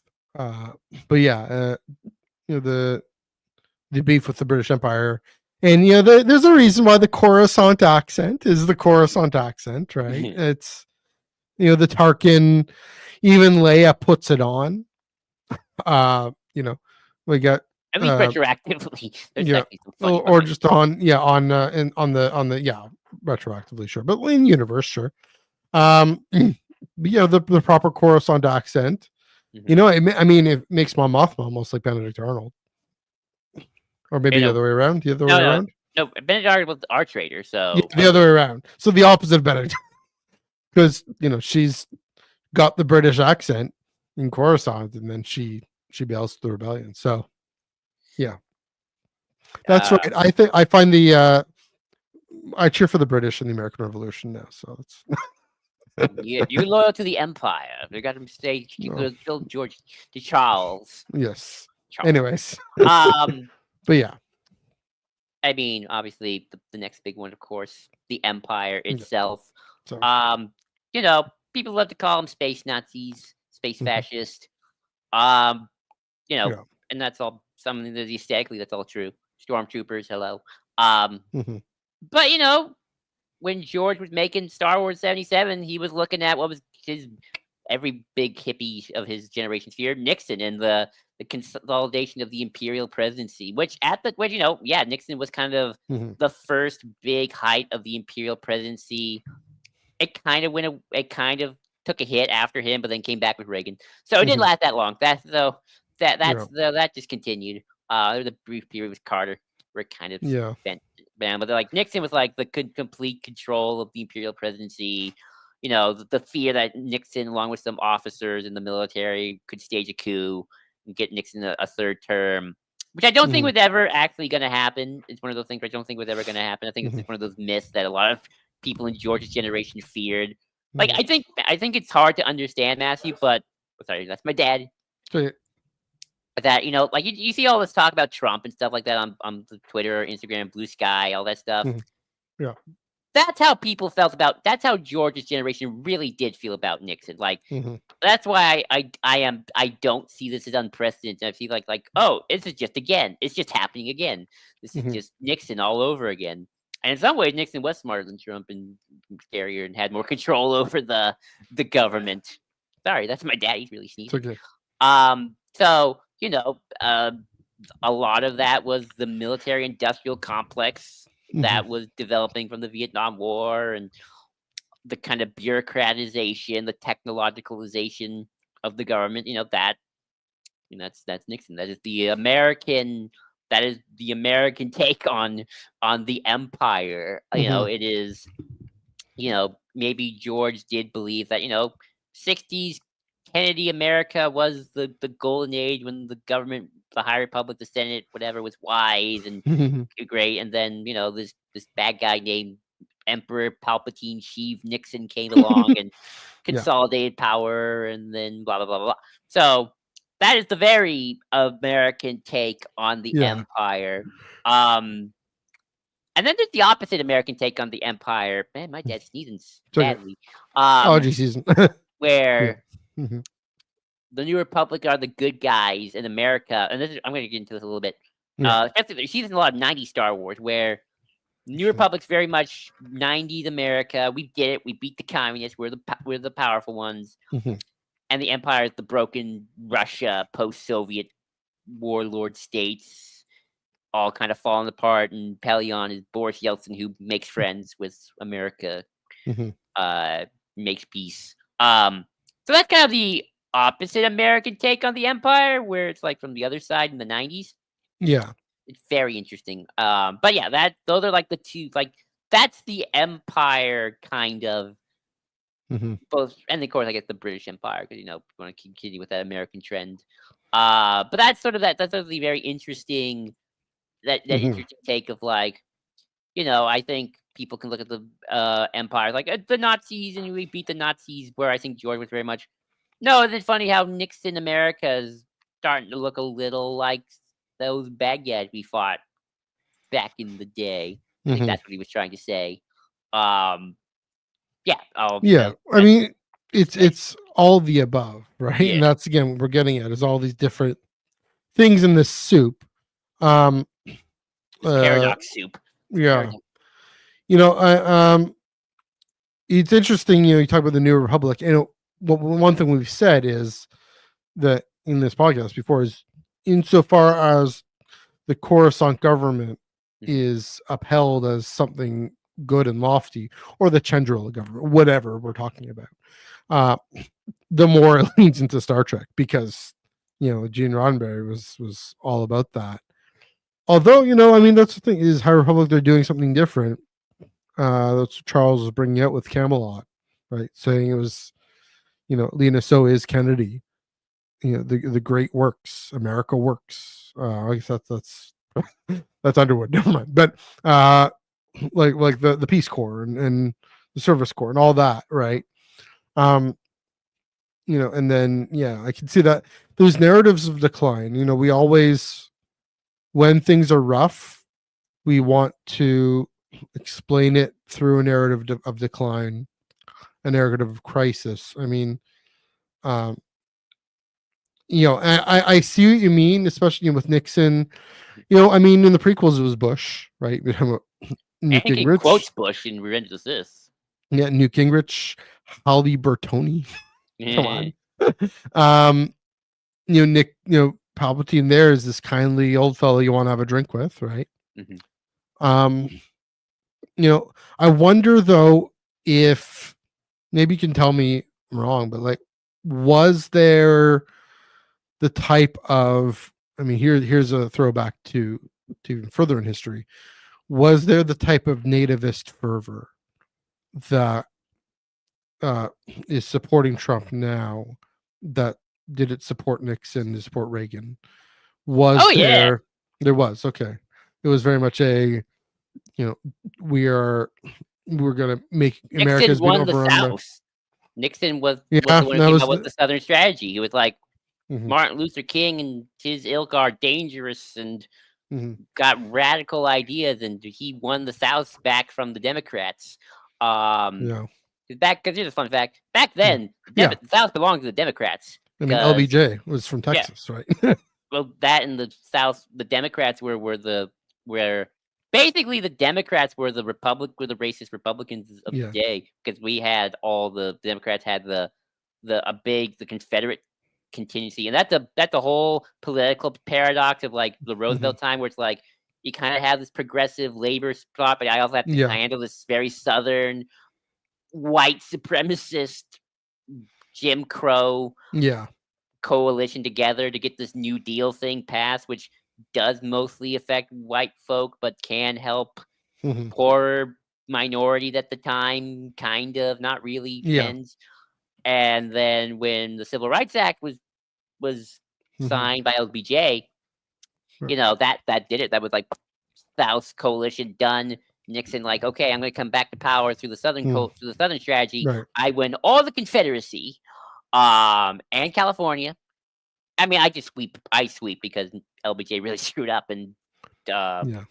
so yeah, there was definitely, maybe not, there was definitely Nixon played on those, Okay. had Sure. that contingency, and so did Reagan. I mean, Reagan's the devil to a lot of minorities.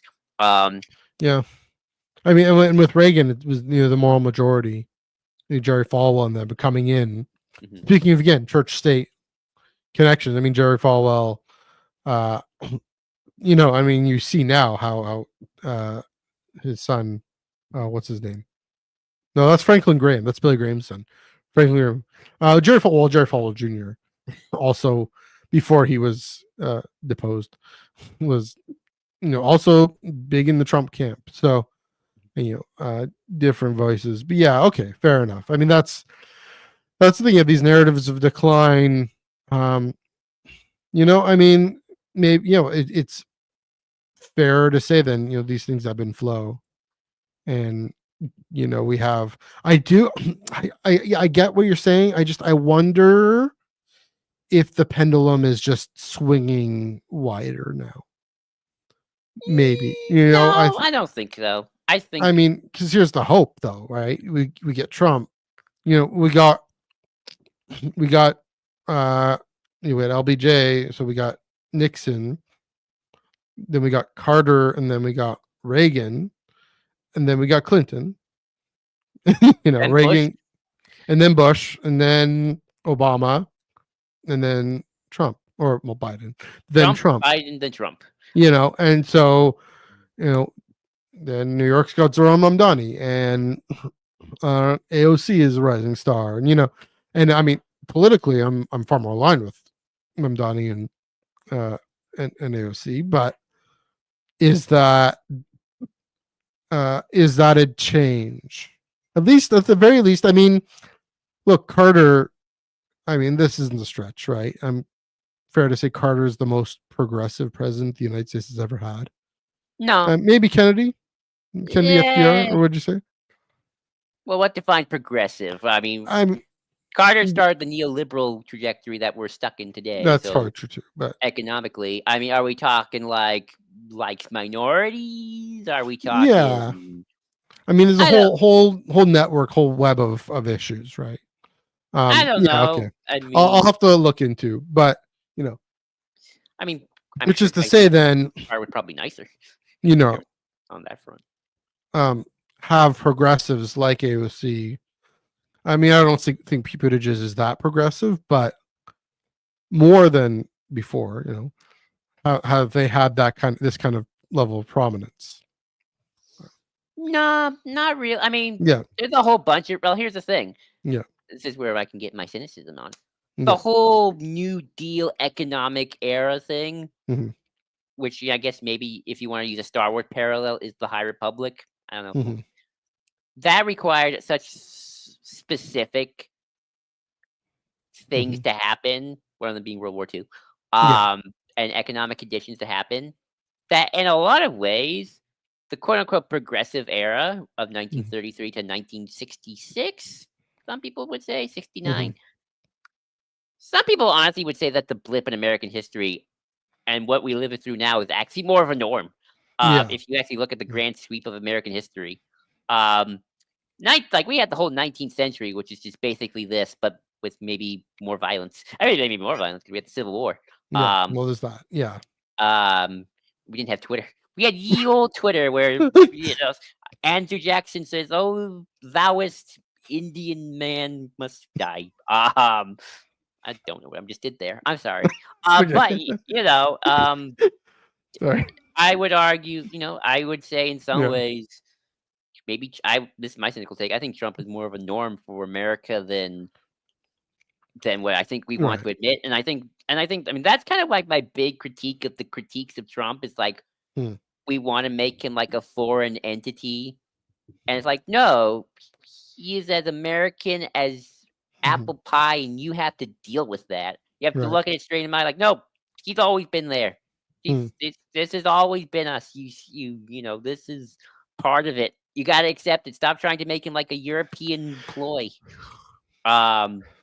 this is your history. This is what Yeah, happened. that's interesting. This, I mean, yeah, you it's know, the imperial. I guess where we're getting at. There's the American imperial undercurrent. I mean, Right. Manifest It's Destiny part of was it. James Yeah. Monroe from where we Yep. said all of North and South America is ours. So sorry, Canada. We've been declaring Canada the 51st state long before Trump. That's That what is true. Manifest Destiny is even about. Like all of Yeah. this is our sphere.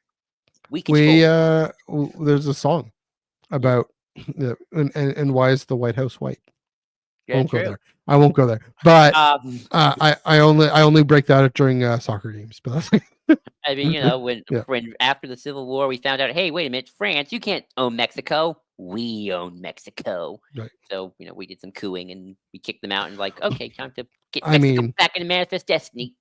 to that point, I mean the reason in the 1860s, that this the different British colonies that were still remaining north of the border there. There were these Fenian raids, these raiders coming up north of the border. Said, "Oh shoot, we should band together and try and have our own parliament and be able to defend ourselves better." And Britain was like, "Okay, why not?" Um, They were and happy it, that for a brief period America was having trouble because then we couldn't control this two-part continent and make it yeah. ours. So Um, all that to say, bringing it back to Star Wars somehow. Yeah, I mean, yeah. To your point, then that Star Wars with the Empire, with the First Order coming back, First Order coming back, being this Neo Empire. Yeah, there is that undercurrent of American identity. Again, I guess one of the biggest differences then is what does that look like when so maybe here's the thing, when America has hegemony in the world, maybe it looks like the Galactic Empire. When America doesn't, it looks like Kylo Ren throwing a tantrum. pretty Maybe much, yeah. that's the difference. And the fact that uh, the First Order lasts what 6-7 years because the galaxy has moved on, right? Mhm. Effectively, and we see that's what we see in Rise of Skywalker. The galaxy has moved on, stop the Final Order. Um, yeah, that's the. I mean, so I guess what you're saying is Star Wars is holding up these two mirrors. Then Mhm. it's holding up, can these bitter pills that, and I think the Last Jedi does this brilliantly as well, right? That maybe he's just summarize what we're saying here. That there's always been this authoritarian imperialist undercurrent in Mhm. American identity Oh that yeah. has this evangelical Christian backing to it that succeeded, whether good or for good and for real, whatever you want to Mhm. say, it succeeded for a time, Mhm. but that time is coming to an end if it's not over already. Well, And I'll so the use this some challenge his. of embracing that and joining the global community again, Well, not as its leaders, but as its one of its supporters. America had lots of moments when it's been an authoritarian state. Well, that's Woodrow my point. Wilson from 19 Yeah. during his entire administration, he was very authoritarian. He did things Trump wishes he could do. Like So he my like point being, that's my point is to face that, Mhm. to reckon with it. Oh yeah. Yeah. Like, Trump threatened to throw Zoran Mamdani in jail. Um Woodrow Wilson actually did throw the big socialist scary man Eugene Debs in jail. Hmm. He was like, and like he was the Zoran Mamdani, I guess, of his Right. in terms of like the big left wing popular guy, and he actually got thrown in jail by the government. Maybe Zoran Mamdani might have a stint in jail, but Mm-hmm. Eugene Debs got years in jail for opposing World War One. Right. Like Interesting. so. read about Woodrow Wilson. He was a friend of the Klan too. Like he had Klan members in the White House. Well, I believe that. Yeah. Watching Birth of a Nation. Um, if you ever know about that movie, it's a very racist movie. Mm-hmm. So yeah, we basically I always keep trying to tell people is like we've been here before, we'll probably be here again. Let's not act as if these are unprecedented times. These times are very much of our history. They have precedent. They have precedent, which is both in a weird way kind of calming because it's sort of like we've been here before. We'll probably be here again. Maybe we can stave it off for maybe 70 years. Maybe nice. Mm-hmm. But just something to think about. Perspective. Okay, one more faction. I want to get into. I mean, we have two, but we can do a couple these last two. Sure. Quickly. The Separatists. So the Separatists are obviously, called the Confederacy of Independent Systems. Yeah.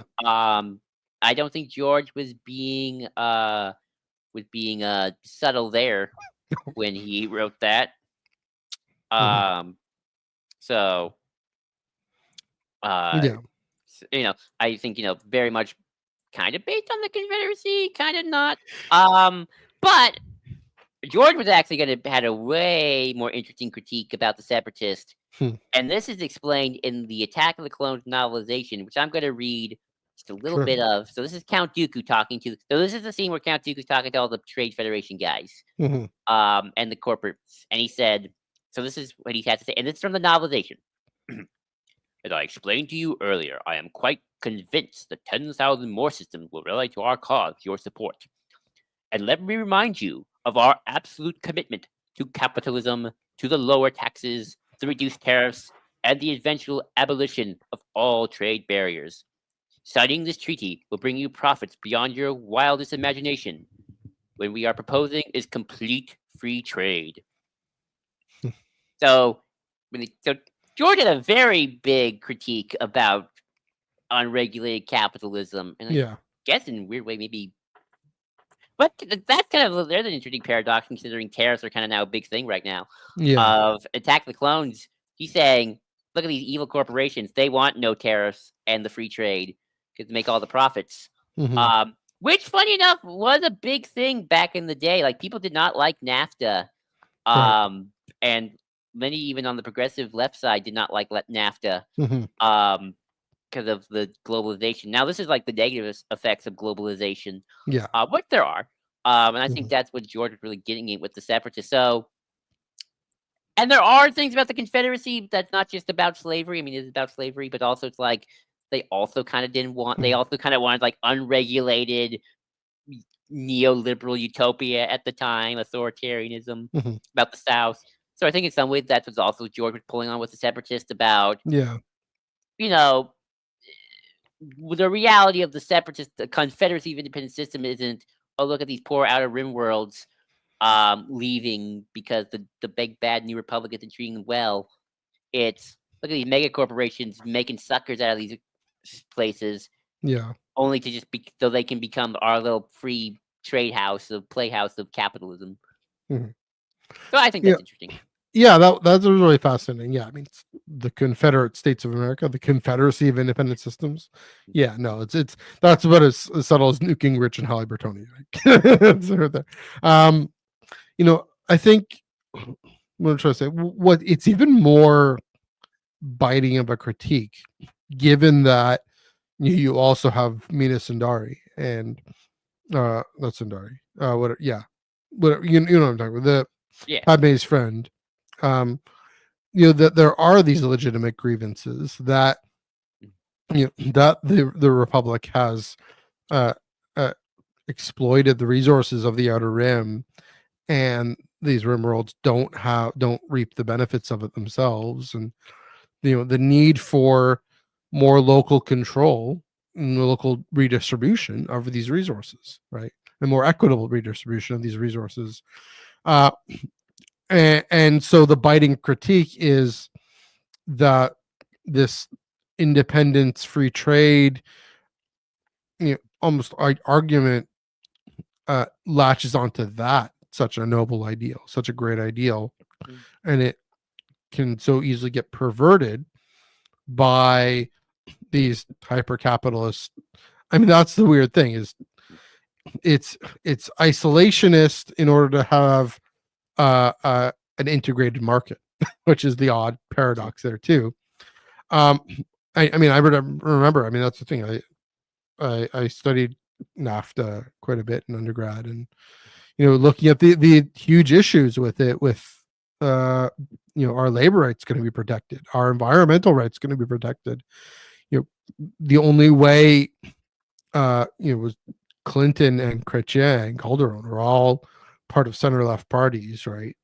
I guess maybe Calderon wasn't, but the only way their center left coalitions could actually get this through was if they created a labor commission and an environmental commission just to keep that in check, right?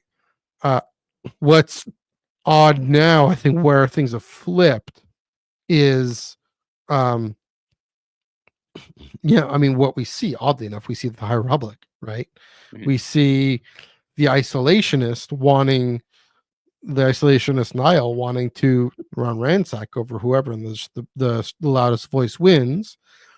And the more integrated we are, all the Republic, kind of like what the EU represents, I think, in this economic cooperation at the service of social and political cooperation.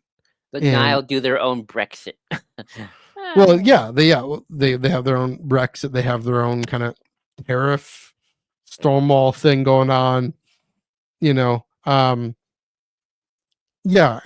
It's kind of flipped, oddly enough. Yeah, but again, it gets at that paradox between liberty as economic freedom versus liberty as democratic freedom. Maybe that's the way of putting it. Is that liberty as democratic freedom is going to accept some more economic control in order for the communities to be able to express themselves and develop and pursue communities, pursue meaningful relationships, meaningful lives at the local level. Whereas if you want economic freedom, you're not going to really care about the freedom to make as much money as I want. You're not going to really care about making people's lives better.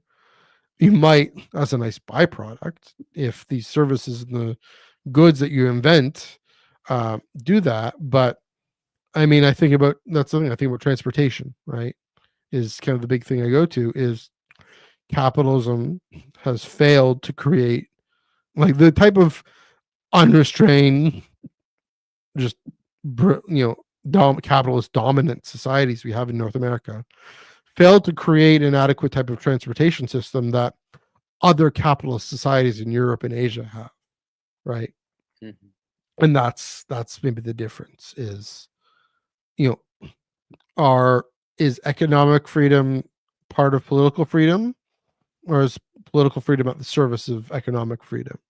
And if my economic freedom gets in the way of your political freedom, which one wins out?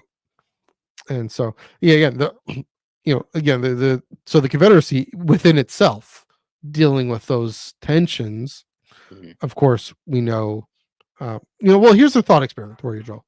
Mm-hmm.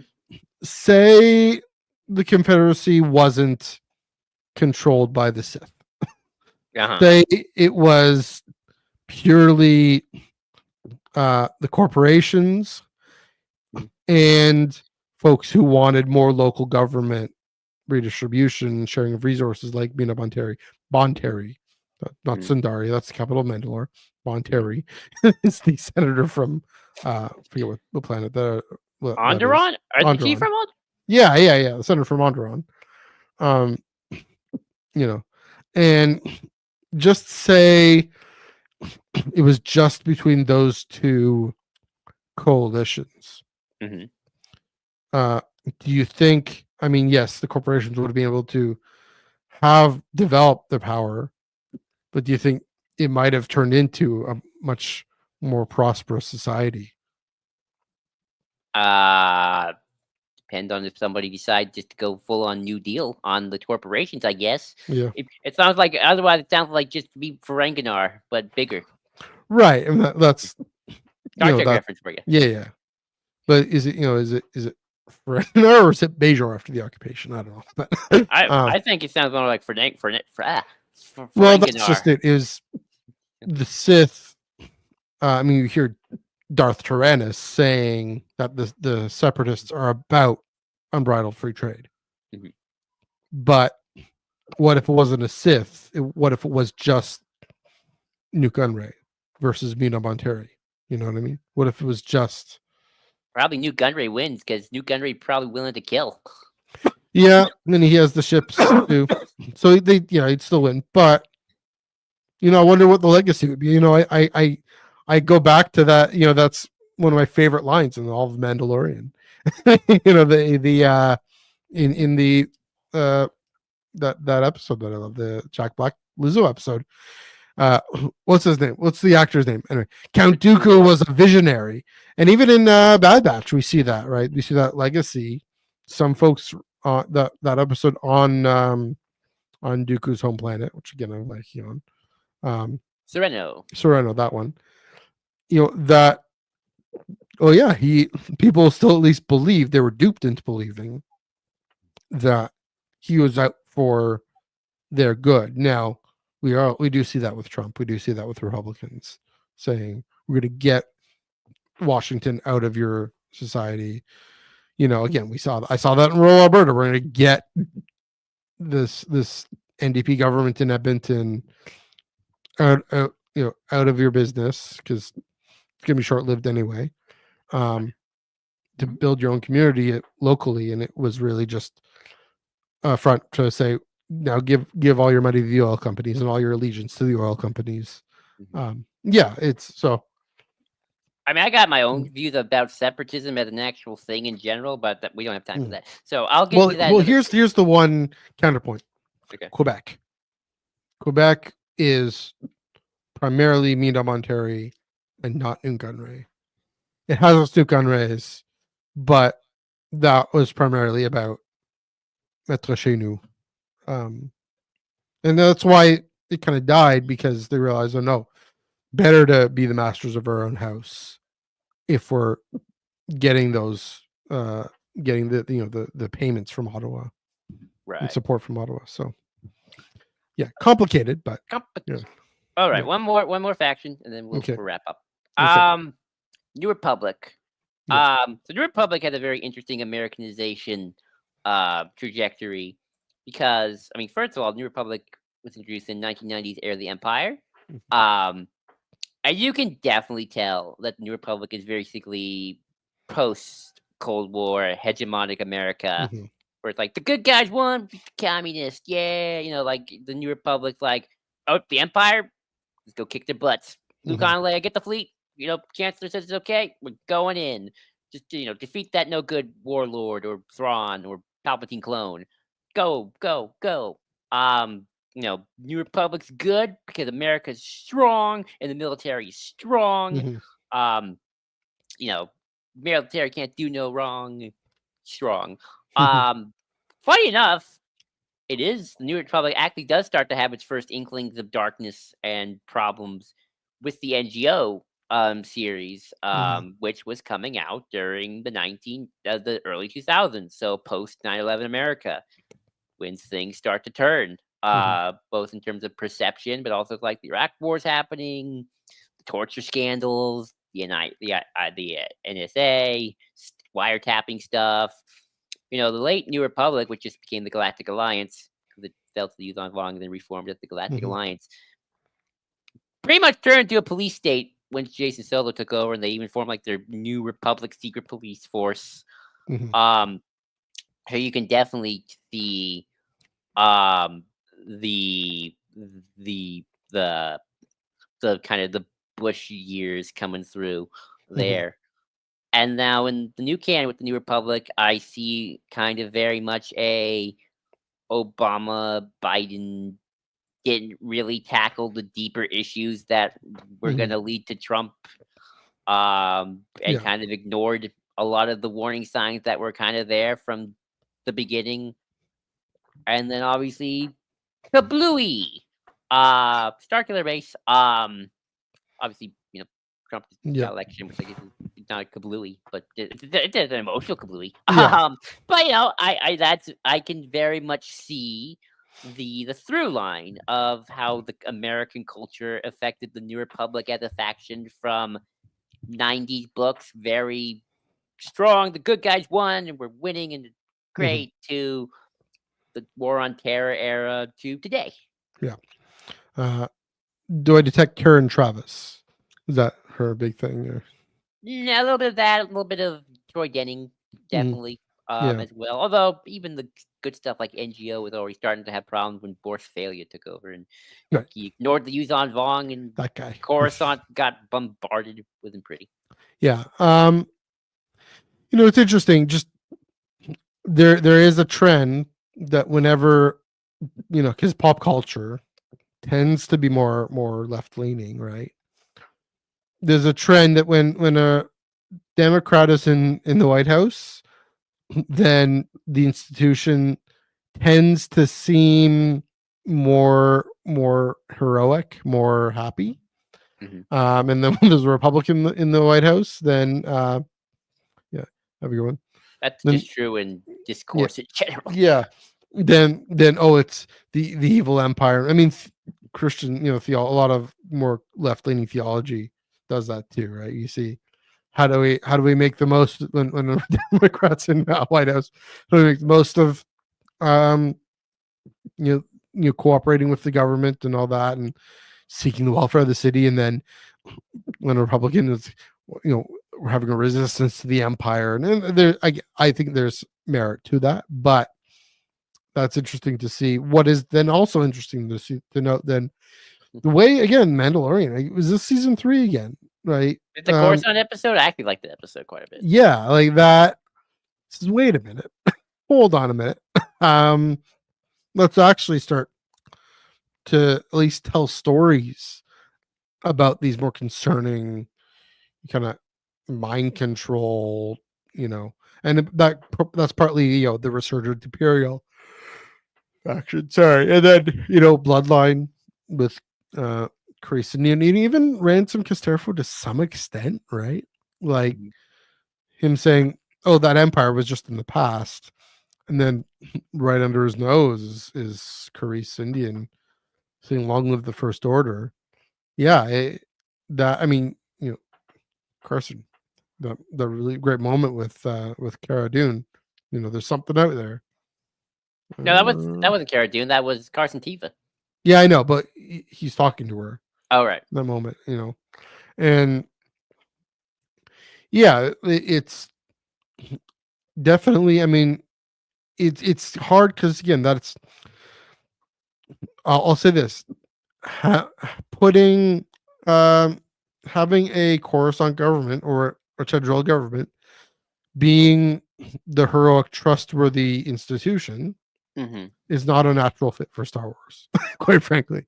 So again, another reason why High Republic pulled it off so well, but also why we know this is the beginning of a decline, right? Why it's called the High Republic, and why that can't last, and even seeing Vernestra and the Acolyte start to be kind of shady, right? And Master Soul. So It, yeah, uh it's this ambiguity is what we're getting at. Is this real ambiguity in Star Wars that again, unlike Star Trek, which really Gene Roddenberry really believed that America, sure, it would move to Paris. The government moved to Paris, and that's fine. that they moved to Starfleet San Academy, Francisco. well, Starfleet Academy is in San Francisco, but the Federation Council and the president's in Paris. And, Okay. it's fine. Why not? And then and that uh that whole system of a federal republic Hmm.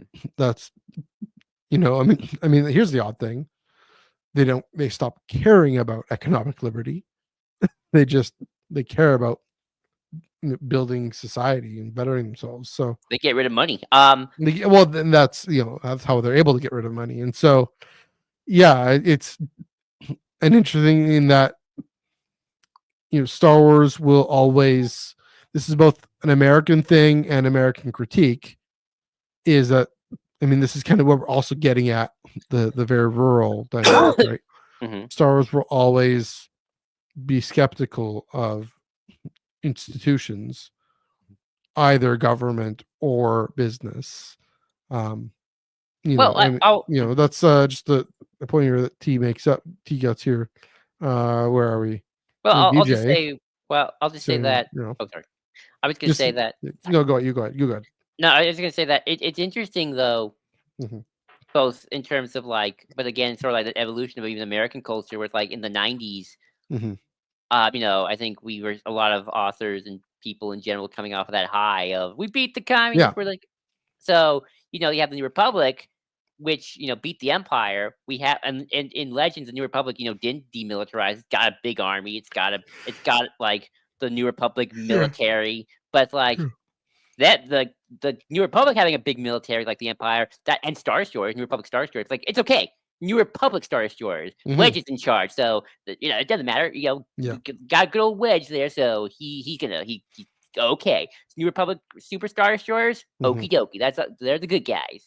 Whereas today, I think there's just a broader sense of like, wait, hang on, just because Mon Mothma, who is the chancellor in charge of the institutions, technically, she is not a bad person, of course. I don't think even the most cynical person would say that, but there is still something about these institutions that maybe should be critiqued and subjected to that criticism, even if they are now commanded by the most honest person. Like even a military commanded by Admiral Akbar should still be looked at with a little bit more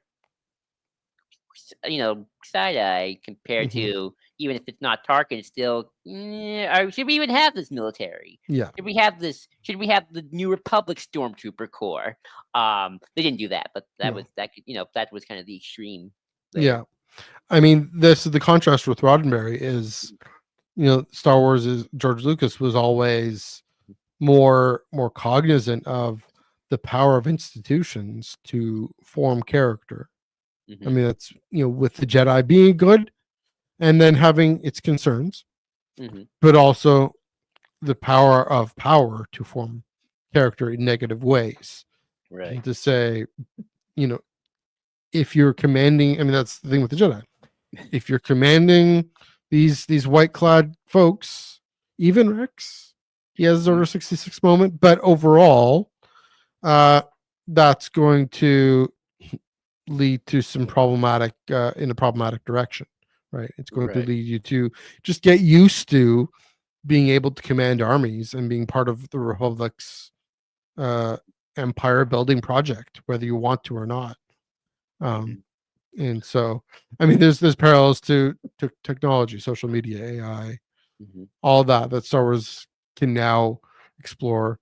Again, this is one of the things that makes the post the Skywalker era is so fascinating, and really the post Hosnian Prime era so fascinating is what is society, who's in charge, what's the organization, what's going on. I hope somebody's thought through these questions and is actually going to build that into the world building. I hope there isn't just going to be yet another Senate, yet another whatever. I think there's some real maybe there were backup bureaucracies.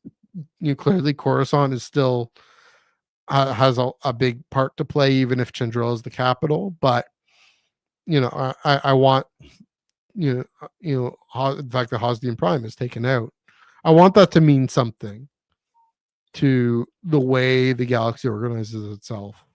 And what that's the thing. What real world pattern are they going to draw on? Are they going to draw on this kind of third world war between between a more isolationist versus more, this is Bloodline, for example, but even further on, more isolationist countries versus internationalist globalist countries, or and that the World War III cuts down along a bunch of lines. But what are they going to draw on? Because we don't have this time of I what I'm saying is I want to have more galactic anarchy, and I want them to see, okay, what do we Funny enough, do? I was Who do we pull talking to together? Ellie about this on a stream, Yeah, so like, I yeah, think they will. Part of me feels like they just because they don't want to deal with government, so it's like, yeah, just go for it. But yeah, it is something interesting because it's like mhm, again, we always have this dream. Like I think people are always so fixated on like, what if the most progressive person, like Bernie Sanders, or someone even more progressive, like AOC or somebody like that, becomes the president of the United States? mhm, President of the United States is, as it's powerful as it is. It's AOC, Bernie Sanders, whoever your favorite person who you think is the mhm, best person ever is not an all powerful person. It's a large bureaucracy filled with yeah, institutions and stuff that you have to untangle and think about how you want to do it. Do you want to mhm, keep it? Do you want to get rid of it? And I think that's what like that's the political drama I want from Mon Mothma. It's yeah, like she's the chancellor, but I mean, she doesn't want to be all powerful. That's kind of the mhm. point. But even if but she's only one person. She can't find out like what maybe this corrupt secretary deep in the department is doing. I Or mean, the imperial sympathizer on Corellia. or yeah, that you too, know, or the imperial yeah, manager on Corellia, or yeah, yeah, the pro senator guy who's harpering. mhm. Yeah. So Yeah. yeah, I mean, even the fact that Obama comes in, was it Teddy Kennedy? Have a Kennedy kind of their healthcare is a right, and and the rest of the world's been like, yeah, of course it is. But uh, Obama coming in there and uh, saying, okay, well, the best he can do is require private health insurance and subsidize that. He can't create a national healthcare program that he may or may not have wanted to. We don't really know, but I'd like to think he wanted to, um, but he couldn't because I mean that's the thing is also million it's reasons. yeah, Um, one of them being Congress, right? yeah, Another one being the insurance companies that own Congress and control Congress. But yeah, so yeah, it'll be interesting. Again, I really do hope they do because my one of my biggest the biggest problem with one of the biggest problems with the sequel with the JJ's sequel movies. I'm not alone in this. We've heard this to death. He didn't think about the politics of it, the political world building, and so I want them to have at least thought about the political world building. And if they don't touch it, they don't touch it. But at least be aware that that might affect things. So yeah, yeah. fun times. So yeah. That's all I can think of right now for the Yeah. American influence of Star Wars. I mean, there's so much. There's always more we could talk about culturally, character wise, archetypes, blah blah blah blah blah. Hmm. Westerns. But Yeah. those are some of the big ones, and those are the big factions that Yeah. definitely you can see their American counterparts in Yeah. the soup. I'll finish off well with this like Hmm. this little thing that's both a rant and a warning and a thought. Yeah. Never make Star Wars though a one-to-one with anything No. because it's not. I see a lot of people comparing the Gorman massacre to what's going on in LA. I see people comparing Mon Mothma to either Nancy Pelosi or AOC, depending on the day. Um, Hmm. and look, if you're looking at the empire and going, "Hey, that's like America," good, but you Hmm. need to go beyond that. You gotta learn. You gotta learn your history. You Yeah. gotta read. You can't just go, "America is the empire," and then you stop. That's Hmm. not the rebels are the Viet Cong, and then you stop. You have to. It's good that you are making those connections, but then go deeper. You owe it to Yeah. yourself intellectually to go deeper than that. Don't just stop at the pop culture reference Hmm. because that's not good enough, I think. So Yeah. read a book about As history. in to understand why. I mean, the word I've always used for theology is resonances, right? Yeah. Another word is influences. right? Exactly. So to think about and understand why those influences work and why those things resonate, Mhm. right? Yeah, it's Exactly. never an absolute one-to-one. Anakin isn't actually space Jesus. There's just a little bit of there's just a pretty good resonances there. So Nixon is not a space wizard who shoots lightning out of his hands, as far as we know. as far as we know, there you go. Anyways, on that note, on that good sober warning, it's a good time to wrap things up. Thanks everyone for joining us. Let us know what you thought of our conversation about Star Wars is America, America is Star Wars. This was a lot easier. I will say, just to say though, so a lot of these things were a lot more intentional than uh the Canadian episode that we did, right? That I these had fun with the resonances, Canada episode, though. yeah, like these influences, these resonances are, or George was probably thinking about these things, right? Mhm. So to take your point, um, an invitation to go actually study Mhm. American history. I mean, my whole thing, an invitation to actually learn what the virgin birth actually means, right? Right. All those things. So yeah, let us know what you think, where you gravitate towards in your reading. Are you Newt Gingrich? Are you George Lucas or close to that? Whichever. Comment below. We won't shame you for being a Republican. If you see that logic, you see that logic. Just Uh, don't say the Empire's right. just don't say Then the Empire's right. Right. That's there are their limits. Yeah, do comment below. Please do give this video a like and a share. Subscribe to the channel if you haven't done so already. Also, let us know if you're gonna be at San Diego Comic-Con, or we thought of Jurassic World, or how you do with rewatching rewatching episodes, rewatching old things. What was the other one I brought up? Oh yeah, Trials of the Jedi. If you are reading Trials of the Jedi, also let us know. Joel, thanks again for leading us through this conversation. Where can they find you on the internet? you can find me at JID20234 on Blue Sky, JID20234 on Blue Sky. You can also find me at Star Wars Underworld Discord, where we talk all sorts of things from Trial of the Jedi, Jurassic World, Superman, Tolkien, Star Trek, all good stuff. Yes, there we go. Fun times. You can find me on Instagram, Threads, and Blue Sky at MNUG1138. You can find me on the Bird app at NEUG485. Also on Instagram, posting a lot more these days. Beaches.foodie, Foodie. Bless your timeline with some pizza and chicken and ice cream and pasta and all that fun stuff.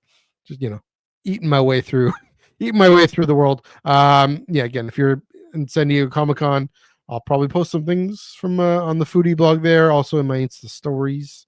I'll do that. Let me know if you want to see those.